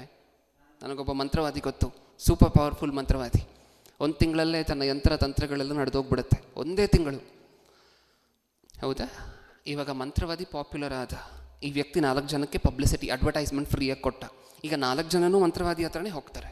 ಮತ್ತು ಅವರೂ ಸಹ ಯಾರನ್ನಾದರೂ ಚೆನ್ನಾಗಿರುವಂತಹದನ್ನು ನೋಡಿ ಹೊಟ್ಟೆ ಉರ್ಕೊಂಡು ಮತ್ತೆ ಅವರೂ ಸಹ ಹೋಗಿ ಮಾಡಿಸ್ತಾರೆ. ಮತ್ತೆ ಹಾಗೆ ಆಗುತ್ತೆ. ಇಷ್ಟಕ್ಕೂ ಚೆನ್ನಾಗಿರುವಂಥವ್ರು ಹಾಳಾಗೋಗ್ಲಿಕ್ಕೆ ಕಾರಣ ಏನು? ಎಷ್ಟೆಷ್ಟು ಬೇಗ ಮಂತ್ರ ವರ್ಕ್ ಆಗ್ತಿದೆಯಾ? ಅವ್ರು ಮಾಡಿಸ್ತಿರುವಂತಹ ಮಾಟ ಮಂತ್ರ ವರ್ಕ್ ಆಗ್ತಿದೆಯಾ? ಏನಾಗಿದ್ರೆ ಚೆನ್ನಾಗಿರುವಂಥವ್ರು ಹಾಳಾಗೋಗ್ಲಿಕ್ಕೆ ಕಾರಣ ಏನಾಗ್ತದೆ ಇಲ್ಲಿ? ಚೆನ್ನಾಗಿದ್ದರು ಅಂತ ಅಂದ್ಕೊಳ್ಳಿ, ದೇವರೆಲ್ಲ ಕೊಟ್ಟರು ಅಂತ ಅಂದ್ಕೊಳ್ಳಿ. ನಾರ್ಮಲಾಗಿ ಮನುಷ್ಯರಿಗಿರುವಂಥ ಗುಣ ಏನು ಗೊತ್ತಾ? ಮದುವೆಗೆ ಹೋಗಬೇಕು ಅಂತ ಅಂದ್ಕೊಳ್ಳಿ, ಎಲ್ಲಾದರೂ ಬೇರೆ ಕಡೆ ಬೀರುಳಿರುವಂತಹ ಒಡವೆ ಎಲ್ಲ ತಗೊಂಡು ಮೈಮೇಲೆ ಹಾಕ್ಕೊಂಡು ಸುಮಾರು ಒಂದು ಅರ್ಧ kg ಒಡವೆ, 1 kg ಒಡವೆ ಹಾಕ್ಕೊಂಡು ಮದುವೆಗೆ ಹೋಗುವಂತಹದ್ದು. ಹೌದಲ್ವಾ? ಈಗ ಮದುವೆಯಲ್ಲಿ ಇವ್ರನ್ನ ನೋಡ್ತಾರಾ ಇಲ್ವಾ ಬೇರೆಯವರು? ಆ ಮದುವೆಯಲ್ಲಿ ಎಷ್ಟೊಂದು ಜನ ಬಡವ್ರು ಬಂದಿರ್ತಾರೆ, ಇಲ್ಲದೇ ಇರುವಂಥವ್ರು ಬಂದಿರ್ತಾರೆ, ಹಸ್ಕೊಂಡಿರುವಂಥವ್ರು ಬಂದಿರ್ತಾರೆ. ಅವರೆಲ್ಲ ನೋಡಿದಾಗ ಅವ್ರ ಮನಸ್ಸಲ್ಲಿ ಏನು ಅನಿಸುತ್ತೆ ಅಂತ ನೀವು ಹೇಳಿ. ನನ್ನ ಜೀವನನೇ ವೇಸ್ಟು, ಹಂಗಿರಬೇಕು ಜೀವನ ಅಂದರೆ ಹಂಗಿರಬೇಕು. ಈ ರೀತಿಯಾಗಿರುವಂತಹ ಬಾಧೆ, ಒಂದು ರೀತಿಯಾಗಿರುವಂತಹ ನೋವು, ಇದೆಲ್ಲ ಹಿಂಡದಂಗೆ ಆಗತ್ತಾ? ಮನಸ್ಸು ಆಗತ್ತಾ? ಇದನ್ನೆಲ್ಲ ಯಾರು ನೋಡ್ತಿದ್ದಾರೆ ಗೊತ್ತಾ? ದೇವರು ನೋಡ್ತಿದ್ದಾರೆ. ಮಾಟ ಮಂತ್ರ ಮಾಡಿಸ್ಲಿಕ್ಕೋಸ್ಕರ ಆಗಿಲ್ಲ ಅದು, ನಾವು ಇನ್ನೊಬ್ಬರು ಹೊಟ್ಟೆ ಉರಿಸಿದ್ದಕ್ಕೋಸ್ಕರ ಆಗ್ತಿದೆ. ಹೌದಾ ಇಲ್ವಾ? ನಿಜನಾ? ನಾವು ನಮಗೇನಾದರೂ ದೇವರು ಕೊಟ್ಟರೆ ಹೆಂಗಿರಬೇಕು ಅಂತ ಬರ್ಸಿದ್ದಾರೆ ಸತ್ಯವೇದದಲ್ಲಿ. ಹೆಂಡತಿ ಇರುವಂಥವರು ಹೆಂಡತಿ ಇಲ್ಲದವರಂತೆ, ನಗುವಂಥವರು ನಗದವರಂತೆ. ಇದನ್ನು ಓದ್ಕೊಳ್ತೀವ ನಾವು ಸತ್ಯವೇದದಲ್ಲಿ. ಅದರ ಅರ್ಥ ಏನು ಗೊತ್ತಾ? ದೇವರು ನಮಗೇನಾದರೂ ಕೊಟ್ಟಿದ್ರೂ ಸಹ ಅವಾಗವಾಗ ದೇವ್ರಿಗೆ ಎಲ್ಲಿ ಮಹಿಮೆ ತರಲಿಕ್ಕೆ ಚಾನ್ಸ್ ಇದೆಯೋ ಅಲ್ಲಿ ಮಾತ್ರ ಅದನ್ನು ದೇವರಿಂದ ಆಯಿತು, ಅದೊಂದನ್ನು ಬಿಟ್ಟು ಬೇರೆ ಯಾವ ಸಂದರ್ಭದಲ್ಲೂ ನಮಗೆ ಕೊಟ್ಟಿರುವಂತಹ ಬೆನಿಫಿಟ್ಸ್ನ ನಿಮಿತ್ತ ನಾವು ಅತಿಶಯಿಸಬಾರದು. ಹೌದಲ್ವಾ? ಅದನ್ನು ಇನ್ನೊಬ್ಬರು ಮುಂದೆ ಪ್ರದರ್ಶನ ಮಾಡ್ಕೋಬೋದಾ? ನಾರ್ಮಲಾಗಿ ಜನ ಮಾಡುವಂತಹ ತಪ್ಪೇನು? ಬನ್ನಿ, ಇಲ್ಲಿ ಈ ರೋಡಿಂದ ಬರ್ತಾರೆ ಶುರು ಆದರೆ ಇಲ್ಲಿಂದ ಹಿಡಿದು ಅಲ್ಲಿ ಪಕ್ಕದ ಬೀದಿವರೆಗೂ ಎಲ್ಲ ನಮ್ಮದೇ. ಈ ಕಾಂಪ್ಲೆಕ್ಸ್ ಎಲ್ಲ ನಮ್ಮದೇ. 1 ತಿಂಗಳಿಗೆ 2 ಲಕ್ಷ ರೂಪಾಯಿ ಬಾಡಿಗೆ ಬರುತ್ತೆ. ಹೋಗ್ಲಿ ಕೊಡ್ತೀರಾ ಅವ್ರಿಗೆ? ಕೊಡೋದಿಲ್ಲ. ಮತ್ತು ತೋರಿಸೋದೇನಕ್ಕೆ? ಹೊಟ್ಟೆ ಉರ್ಕೊಳ್ಬೇಕು. ಹೊಟ್ಟೆ ಉರ್ಕೊಂಡು ಗ್ಯಾಸ್ಟ್ರಿಕ್ ಆಗಿ ಗ್ಯಾಸ್ ಟ್ರಬಲ್ ಆಗಿ ಹೊರಟೋಗ್ಬೇಕು ಈ ವ್ಯಕ್ತಿ. ದೇವರು ಅವ್ರಿಗೆ BP ಶುಗರ್ ತರೋದಿಲ್ಲ. ಯಾರಿಗೆ ತೊಗೊಂಬರ್ತಾರೆ ಗೊತ್ತಾ? ನಮಗೆ. ಯಾಕೆಂದರೆ ನಾವಲ್ವ ಕಷ್ಟದಲ್ಲಿರುವಂಥವ್ರಿಗೆ ಅದನ್ನೆಲ್ಲ ತೋರಿಸಿ ಮಾಡ್ತಿರುವಂತಹದ್ದು, ನಾವಲ್ವ ಅವ್ರಿಗೆ ಹೊಟ್ಟೆ ಉರಿಸ್ತಿರುವಂತಹದ್ದು, ನಮ್ಮ ಹತ್ರ ಇರುವಂತಹದ್ದೆಲ್ಲ ತೋರಿಸಿ. ಯಾವತ್ತೂ ಸಹ ನಮಗಿರುವಂತಹದ್ದನ್ನು ಪ್ರದರ್ಶಿಸಿ ಇನ್ನೊಬ್ಬರ ಮನಸ್ಸನ್ನು ನೋಯಿಸಬಾರದು. ಅವ್ರು ಯಾವತ್ತೋ ಏನೋ ಅಂದಿರ್ತಾರೆ, ಏನಂತ? ಯಾವತ್ತೋ ಏನೋ ಅವಮಾನ ಮಾಡಿರ್ತಾರೆ ಅಂತ ಅಂದ್ಕೊಳ್ಳಿ. ನಾವು ಕಷ್ಟದಲ್ಲಿದ್ದಾಗ ಅವ್ರು ಅವಮಾನ ಮಾಡಿರ್ತಾರೆ ಅಂತ ಅಂದ್ಕೊಳ್ಳಿ. ಅದನ್ನು ಇನ್ನೂ ಮನಸ್ಸಲ್ಲಿ ಇಟ್ಕೊಂಡಿರ್ತೀವಿ. ಇವಾಗ ನಮಗೆಲ್ಲ ಬಂದ ನಂತರ ತೊಗೊಂಡೋಗಿ ತೋರಿಸುವಂತಹದ್ದು. ನೋಡಿ, ನೀವು ಹಂಗಂದ್ರಿ, ಅವತ್ತು ಹಿಂಗೆ ಅಂದ್ರಲ್ವ, ನೀವು ಯಾವ ಕೆಲಸಕ್ಕೂ ಬರೋದಿಲ್ಲ ಅಂದ್ರಲ್ವ, ಇವತ್ತು ನಾನು ಇಷ್ಟು ಆಸ್ತಿ ಮಾಡಿದ್ದೀನಿ ನೋಡಿ. ದೇವರು ಏನು ಮಾಡ್ತಿದ್ದಾರೆ? ದೇವರು ನಮ್ಮನ್ನು ನಾವು ಕೂತ್ಕೊಂಡ್ರು, ನಿಂತ್ಕೊಂಡ್ರು, ನಿದ್ರೆ ಮಾಡಿದ್ರು, ಎದ್ರು, ಊಟ ಮಾಡಿದ್ರು, ಮಾತಾಡಿಲ್ಲ ಅಂತ ಹೇಳಿದ್ರು ನೋಡ್ತಾನೆ ಇದ್ದಾರೆ. ನಮ್ಮ ಮನಸ್ಸನ್ನೇ ನೋಡ್ತಿದ್ದಾರೆ. 1 ತಿಂಗಳು ಸಾಕು ಬೀದಿಗೆ ತೊಗೊಂಬರಲಿಕ್ಕೆ ದೇವರಿಗೆ ಚೆನ್ನಾಗಿರುವಂಥವರನ್ನು ಸಹ. ಹೌದಲ್ವ? 1 ಮಂತ್. ಈಗ ನೀವು ಹೇಳಿ, ಮಾಟ ಮಂತ್ರದವ್ರ ಹತ್ರ ಹೋಗಿ ಮಾಟ ಮಂತ್ರ ಮಾಡಿಸಿದ್ದಕ್ಕೆ ಚೆನ್ನಾಗಿರುವಂಥವ್ರಿಗೆ ಕಷ್ಟವಂತ? ಏನಕ್ಕೋಸ್ಕರ ಬಂತು? ಎಲ್ಲ ಕಳ್ಕೊಂಡು ಏನಕ್ಕೋಸ್ಕರ ಬೀದಿಗೆ ಬಂದ್ರಿ? ಈಗ ಮಾಟ ಮಂತ್ರಿಕರ ಹತ್ರ ಹೋಗಿದ್ದಕ್ಕ ದೇವರಿಂದ ಬಂದಿರುವಂತಹ ಶಿಕ್ಷೆ, ದೇವರು ತೀರಿಸಿರುವಂತಹ ತೀರ್ಪು ಅದು. ಇದೆಲ್ಲ ನೀಟಾಗಿ ಸಿಂಕ್ ಆಗ್ತಿರೋದಕ್ಕೆ ಮಾಟ ಮಂತ್ರಿಕರಲ್ಲಿ ವಿಶ್ವಾಸ ಜಾಸ್ತಿ ಆಗ್ತಾ ಹೋಗ್ತಿದೆ ಜನರಿಗೆ. ಅದಕ್ಕೆ ನಾವು ಕಲಿಬೇಕಾಗಿರುವಂತಹ ವಿಚಾರ ಏನು ಅಂತ ಹೇಳಿದ್ರೆ, ಯಾವತ್ತೂ ಸಹ ದೇವರು ಏನು ಕೊಟ್ಟರೂ ಸಹ ಕೆಲವು ವಿಚಾರಗಳು ನಮ್ಮ ಜೀವನದಲ್ಲಿ ಬರಬಾರ್ದು. ಅಹಂಕಾರ ಆಗಿರ್ಬೋದು, ಜಂಬ ಆಗಿರ್ಬೋದು, ಮಾನಕ್ಕೆ ಮುಂಚೆ ದೈನ್ಯ, ಇದೆಲ್ಲ ಅಹಂಕಾರ ಅನ್ನುವಂತಹ ಮೆಸೇಜನ್ನು ಓದ್ಕೊಂಡಿದ್ವಿ. ಅದಿದ್ದರೆ ದೇವರೇ ನಮ್ಮ ಕಷ್ಟಗಳನ್ನು ಉಂಟು ಮಾಡ್ತಾರೆ. ದೇವರೇ ಎಲ್ಲ ಇಲ್ಲದೇ ಇರುವಂಥವರಾಗಿ ಮಾಡ್ತಾರೆ ನಮ್ಮನ್ನು. ಹೌದಲ್ವ? ಅದು ಮಾಟ ಮಂತ್ರಿಕರಿಂದ ಎಸೆನ್ಷಿಯಲ್ ಆಗಿ ಆಗಬೇಕಾಗಿರುವಂತೆ ಇಲ್ಲ, ಅವ್ರ ಕೈಯಲ್ಲಿ ಆಗೋದೂ ಇಲ್ಲ. ಇಷ್ಟಕ್ಕೂ ಎಲ್ಲ ದೇವರು ಕೊಟ್ಟರೂ ಸಹ ನಾವು ತಗ್ಗಿಸ್ಕೊಂಡೇ ಇದ್ಬಿಟ್ವಿ ಅಂತ ಅಂದ್ಕೊಳ್ಳಿ. ಯಾವ ಮಾಟ ಮಂತ್ರಿಕರ ವಿದ್ಯೆ ವರ್ಕ್ ಆಗುತ್ತಾ ಹೇಳಿ? ಏನಾದರೂ ಆಗುತ್ತಾ? ಓಕೆ, ನಾವು ಸತ್ಯವೇದದಲ್ಲಿ ಯೋಬನು ಅನ್ನುವಂತಹ ಭಕ್ತನ ಬಗ್ಗೆ ಮಾತಾಡ್ಕೊಳ್ತೇವೆ. ಯೋಬನಿಗೆ ಬಂದಂತಹ ಕಷ್ಟಗಳೇನೇನು ಪ್ರಿಯರೇ? ಮಕ್ಕಳು ಹೋದರು, ಆಸ್ತಿ ಹೋಯಿತು, ಪಾಸ್ತಿ ಹೋಯಿತು, ಆರೋಗ್ಯ ಹೋಯಿತು, ಪ್ರತಿಯೊಂದು ಹೋಯಿತು, ತನಗಿರುವಂಥ ಸರ್ವವೂ ಹೋಯಿತು. ಯಾರು ಮಾಟ ಮಂತ್ರ ಮಾಡಿಸಿದ್ರು ಹೇಳಿ? ಯಾರು ಮಾಟ ಮಂತ್ರ ಮಾಡಿಸಿದ್ರು? ಯಾರೂ ಅಲ್ಲ. ದೇವರ ನಿಯಮ ಅದು. ದೇವರು ಅಂದ್ಕೊಂಡಿರುವಂತಹ ನೆರವೇರ್ತು ತನ್ನ ಜೀವನದಲ್ಲಿ, ಹೌದಲ್ವ? ಇದೂ ಸಹ ನಡೆಯುತ್ತೆ ನಮ್ಮ ಕಣ್ಮುಂದೆ. ನಿಮ್ಮ ಹತ್ರ ಬಂದು ಮಾತಾಡುವಂತಹ ಜನ ಹೇಳ್ತಾರೆ, ಬ್ರದರ್ ನೀವೇನೋ ಮಾಟ ಮಂತ್ರ ಇಲ್ಲ ಅಂತೀರಾ. ನಾನು ಮಾಡಿಸಿದ ಮಾಟ ಮಂತ್ರನೇ ಒಂದು ತಿಂಗಳಲ್ಲಿ ನಡೆದೋಯ್ತು ಗೊತ್ತಾ? ಒಂದೇ ತಿಂಗಳು 2 ನಿಂಬೆಹಣ್ಣು 2 ಸರಿ 15 ದಿನ ಬಿಟ್ಟು 2 ನಿಂಬೆಹಣ್ಣನ್ನು ಕುಯ್ದುಬಿಟ್ಟು ಅವ್ರ ಮನೆ ಪಕ್ಕದಲ್ಲಿ ಬಿಸಾಡು ಅಂತ ಹೇಳಿದ್ರು ಅಷ್ಟೇ. 3 ದಾರಿ ಎಲ್ಲಿ ಕೂಡುತ್ತೋ ಅಲ್ಲಿ 2 ಮೆಣಸಿನ್ಕಾಯಿ 3 ನಿಂಬೆಹಣ್ಣು ಇಟ್ಬಿಟ್ಟು ಬಂದ್ಬಿಡು ಅಂತ ಹೇಳಿದರು ಅಷ್ಟೇ. ಅಷ್ಟೇ ಮಾಡಿದ್ದು ಬ್ರದರ್, ನಾನು ನಡೆದೋಯ್ತು ನಾನು ಮಾಡಿಸಿರುವಂತಹ ಮಾಟ ಮಂತ್ರ ಅಂತಾರೆ. ಅವಾಗ ನೀವೇನು ಹೇಳಬೇಕು ಅವ್ರಿಗೆ ಅರ್ಥ ಆಗೋ ಪ್ರಕಾರ ಕೇಳಿ ಅವ್ರ ಹತ್ರ. ಅವ್ರು ಏನು ಮಾಡಿದ್ರು, ಅವ್ರು ಹೆಂಗೆಲ್ಲ ಮೆರೆತಿದ್ರು ಅವರ ಜೀವನದಲ್ಲಿ ಅಂತ ಕೇಳಿ. ಅವಾಗ ನಿಮಗೆ ಅರ್ಥ ಆಗುತ್ತೆ, ಹಾಂ ಇದು ದೇವರಿಂದ ಆದಂತಹದ್ದು ಬಿಟ್ಟರೆ ಮಾಟ ಮಂತ್ರಿಕರಿಂದ ಆದಂತಹ ವಿಚಾರ ಅಲ್ಲ. ಹೌದಾ? ಇನ್ನೊಂದು ವಿಚಾರ ಮಾಡಬಾರ್ದು. ಮಾಟ ಮಂತ್ರಿಕರಿಗೆ ಶಕ್ತಿ ಇಲ್ಲ ಅಂತ ಹೇಳಿ ಆಮೇಲೆ ಯಾರನ್ನೋ ಚಾಲೆಂಜ್ ಮಾಡಿ ಏನು ಬೇಕು ನನ್ನ ಮೇಲೆ ಮಾಟ ಮಂತ್ರ ಮಾಡು ನೋಡೋಣ ಅಂತ ಹೇಳಿ ಹೋಗಿ ಪಕ್ಕದಲ್ಲಿ ಕೂತ್ಕೊಬಾರ್ದು. ಯಾರ ಪಕ್ಕದಲ್ಲಿ ಕೂತ್ಕೋಬಾರ್ದು? ಮಾಟ ಮಂತ್ರ ಮಾಡುವಂತಹ ಜನರ ಪಕ್ಕದಲ್ಲಿ ನಾನು ಸತ್ಯವೇದ ಹೇಳಿದೆ ಮಾಟ ಮಂತ್ರದವರ ಹತ್ರ ಶಕ್ತಿ ಇಲ್ಲ, ಅದಕ್ಕೋಸ್ಕರ ನಾನು ಏನು ಮಾಡ್ತೀನಿ, ಚಾಲೆಂಜ್. ಮಾಟ ಮಂತ್ರಿಕರಿಗೆ ನಾನು ಮಾಡುವಂಥ ಚಾಲೆಂಜ್, ನಿಮ್ಮ ಪಕ್ಕದಲ್ಲಿ ಬಂದು ಕೂತ್ಕೋತೀನಿ, ಮಾಟ ಮಂತ್ರ ಮಾಡಿ ನೋಡೋಣ ಅಂತ ಅನ್ನಬಾರ್ದು. ಯಾಕೆ ಅನ್ಬಾರ್ದು? ಹತ್ತಿರ ಇದ್ದರೆ ಮಾಟ ಮಂತ್ರ ನಡೆಯುತ್ತಾ? ಅದಕ್ಕೆ ಅನ್ಬಾರ್ದ? ಯಾಕೆ ಅನ್ಬಾರ್ದು? ಅವ್ರು ಚಿಕ್ಕ ವಯಸ್ಸಿಂದ ಕೆಲವು ವಿದ್ಯೆಗಳನ್ನು ಕಲ್ತಿದ್ದಾರೆ. ಮಾಟ ಮಂತ್ರ ಅಲ್ಲ, ಕೆಲವು ವಿದ್ಯೆಗಳನ್ನು ಕಲ್ತಿದ್ದಾರೆ. ಏನೇನು ವಿದ್ಯೆಗಳಿರುತ್ತೆ ಅದರಲ್ಲಿ? ಸೈನೈಡ್ ಗೊತ್ತಲ್ವ ಪ್ರಿಯರೇ ನಮಗೆ? ಸೈನೈಡ್ ಗೊತ್ತಾ? ಹಾರ್ಮ್ಫುಲ್ ಕೆಮಿಕಲ್, ತುಂಬ ವಿಷಕಾರಿಯಾಗಿರುವಂಥ ಕೆಮಿಕಲ್. ನಾಲಿಗೆಗೆ ಸೋಕಿದ ತಕ್ಷಣ ಒಬ್ಬ ಮನುಷ್ಯ ಸತ್ತೋಗ್ತಾನೆ. ಅದು ಮಾಟ ಮಂತ್ರದವ್ರು ಕೊಟ್ಟರೆ ಅದನ್ನು ಸೋಗಿಸ್ಕೊಂಡಿದ ತಕ್ಷಣ ಸಾಯುವಂತಹದ್ದು ಮಾತ್ರ ಅಲ್ಲ, ನೀವು ಬೇಕಾದರೆ ಯಾರಿಗಾದರೂ ಸೈನೈಡ್ ಕೊಟ್ಟರೆ ಅವರು ಸತ್ತೋಗ್ತಾರೆ. ಅದರ ರುಚಿ ನೋಡಿದಂಥವ್ರು ಇಲ್ಲ ಪ್ರಪಂಚದಲ್ಲಿ ಇವತ್ತುವರೆಗೂ. ಹೌದಾ? ಆ ಸೈನೈಡ್ ಅನ್ನುವಂತಹದ್ದು ಒಂದು ಕೆಮಿಕಲ್ ಕಾಂಪೌಂಡ್. ಅದು ತಾಕಿದ್ರೆ ಸಾಕು, ನಮ್ಮ ರಕ್ತಕ್ಕೋ ಅಥವಾ ನಮ್ಮ ನಾಲಿಗೆಗೋ ತಾಕಿದ್ರೆ ಸಾಕು, ಆ ಮನುಷ್ಯ ಅಲ್ಲೇ ಕುಸಿದು ಬೀಳ್ತಾನೆ. ಈ ರೀತಿಯಾಗಿರುವಂತಹ ಯಾವುದನ್ನಾದರೂ ನಮಗೆ ಗೊತ್ತಿಲ್ಲದ ಪ್ರಯೋಗ ಮಾಡಿದ್ರು ಅಂತ ಅಂದ್ಕೊಳ್ಳಿ. ನೀವು ಹೋಗಿ ಪಕ್ಕದಲ್ಲಿ ಕೂತ್ಕೊಂಡಿದ ತಕ್ಷಣ ನಿಮಗೇನಾದರೂ ಮುಟ್ಟಿಸುವಂತಹದ್ದು ಅಥವಾ ಯಾವುದಾದ್ರೂ ಗ್ಯಾಸ್, ಹಾರ್ಮ್ಫುಲ್ ಗ್ಯಾಸನ್ನು ರಿಲೀಸ್ ಮಾಡುವಂತಹದ್ದು ನಿಮಗೆ ಗೊತ್ತಿಲ್ಲದೆ, ಅಥವಾ ಯಾವುದಾದ್ರೂ ವಿಷಕಾರಿಯಾಗಿರುವಂತಹ ಏರನ್ನು ರಿಲೀಸ್ ಮಾಡುವಂತಹದ್ದು, ಯಾವುದಾದ್ರೂ ಪೌಡ್ರನ್ನು ಸ್ಪ್ರಿಂಕಲ್ ಮಾಡುವಂತಹದ್ದು, ಇದೆಲ್ಲ ಮಾಡಿದ್ರು ಅಂತ ಅಂದ್ಕೊಳ್ಳಿ. ಆವಾಗ ಏನಾಗುತ್ತೆ? ಇಮಿಡಿಯೇಟಾಗಿ ಏನೇನೋ ಬಂದು ಹೊರಟೋಗ್ತಾರೆ. ಇಷ್ಟಕ್ಕೂ ಒಬ್ಬ ಸೈಂಟಿಸ್ಟ್ ಈ ಮಾಟ ಮಂತ್ರ ಇಲ್ಲ ಅಂತ ಹೇಳಿ ಪ್ರೂವ್ ಮಾಡಬೇಕು ಅಂತ ಹೇಳಿ ಹೋಗಿ ಆ ಸೈಂಟಿಸ್ಟ್ ಮಾಡಿದಂತಹ ತಪ್ಪಿಷ್ಟೇ. ಆ ಸೈಂಟಿಸ್ಟ್ ಸತ್ತೋದ ನಂತರ ಉಳಿದಂತಹ ಸೈಂಟಿಸ್ಟ್ ಈ ನಿಜವನ್ನು ಹೊರಗಡೆ ತೊಗೊಂಡ್ರು. ಏನು? ಆ ಸೈಂಟಿಸ್ಟ್ ಮಾಡಿದಂತಹ ತಪ್ಪೊಂದು ಏನು ಪಕ್ಕದಲ್ಲಿ ಹೋಗಿ ಕೂತ್ಕೊಂಡ. ಅವರೇನೋ ಪೌಡ್ರನ್ನು ಸ್ಪ್ರಿಂಕಲ್ ಮಾಡಿದ್ರಂತೆ. ಪೌಡ್ರನ್ನು ಒಂದು ಅಗ್ನಿಕೊಂಡವನ್ನು ಮಧ್ಯದಲ್ಲಿ ಹಾಕಿ ಅದರ ಪಕ್ಕದಲ್ಲಿ ಆ ಸೈಂಟಿಸ್ಟನ್ನು ಕೂರಿಸಿ, ಸರಿ ನೀನು ಬಂದಿದ್ಯಲ್ವಾ ಚಾಲೆಂಜ್ ಮಾಡ್ತೀನಿ ಅಂತ ಹೇಳಿ, ಸರಿ ಅಗ್ನಿಕೊಂಡದ ಪಕ್ಕದಲ್ಲಿ ಕೂತ್ಕೋ ಅಂತ ಹೇಳಿ ಸ್ವಲ್ಪ ದೂರ ನಿಂತ್ಕೊಂಡು ಈ ಮಂತ್ರವಾದಿ ಏನೋ ಪೌಡ್ರನ್ನು ಸ್ಪ್ರಿಂಕಲ್ ಮಾಡಿದ್ರಂತೆ. ಅದಾಗಿದ ತಕ್ಷಣ ಹಾರ್ಟ್ ಅಟ್ಯಾಕ್ ಬಂದು ಹೊರಟೋದ್ರು ಸೈಂಟಿಸ್ಟು. ಕಾರಣ ಏನಪ್ಪ ಅಂತ ಹೇಳಿ, ಇಷ್ಟಕ್ಕೂ ಅದೇ ನಿಜ ಅಂತ ಹೇಳಿ ಊರವರೆಲ್ಲ ನಂಬಿಟ್ಟಿದ್ರು. ಮಂತ್ರವಾದಿಗೆ ನಿಜವಾಗ್ಲೂ ಶಕ್ತಿ ಇದೆ ಅಂತ ನಂಬಿಟ್ಟಿದ್ರು. ಆಮೇಲೆ ಒಂದು ದಿನ ಗೊತ್ತಾಯಿತು, ಏನು? ಮತ್ತೆ ರಿಸರ್ಚ್ ಮಾಡಿ ಮಾಡಿ ಮಾಡಿ ಮಾಡಿ ಪೌಡ್ರನ್ನ ಸ್ಯಾಂಪಲ್ ತೊಗೊಂಡೋಗಿ ಲ್ಯಾಬಲ್ಲೆಲ್ಲ ಟೆಸ್ಟ್ ಮಾಡಿ ನೋಡಿದ ನಂತರ ಗೊತ್ತಾಯಿತು, ಈ ಕೆಮಿಕಲ್ ಕಾಂಪೌಂಡ್ ಮನುಷ್ಯರು ಇನ್ಹೇಲ್ ಮಾಡಿದ್ರೆ ಸಾಕು ಹಾರ್ಟ್ ಅಟ್ಯಾಕ್ ಆಗಿ ಹೊರಟೋಗ್ತಾರೆ.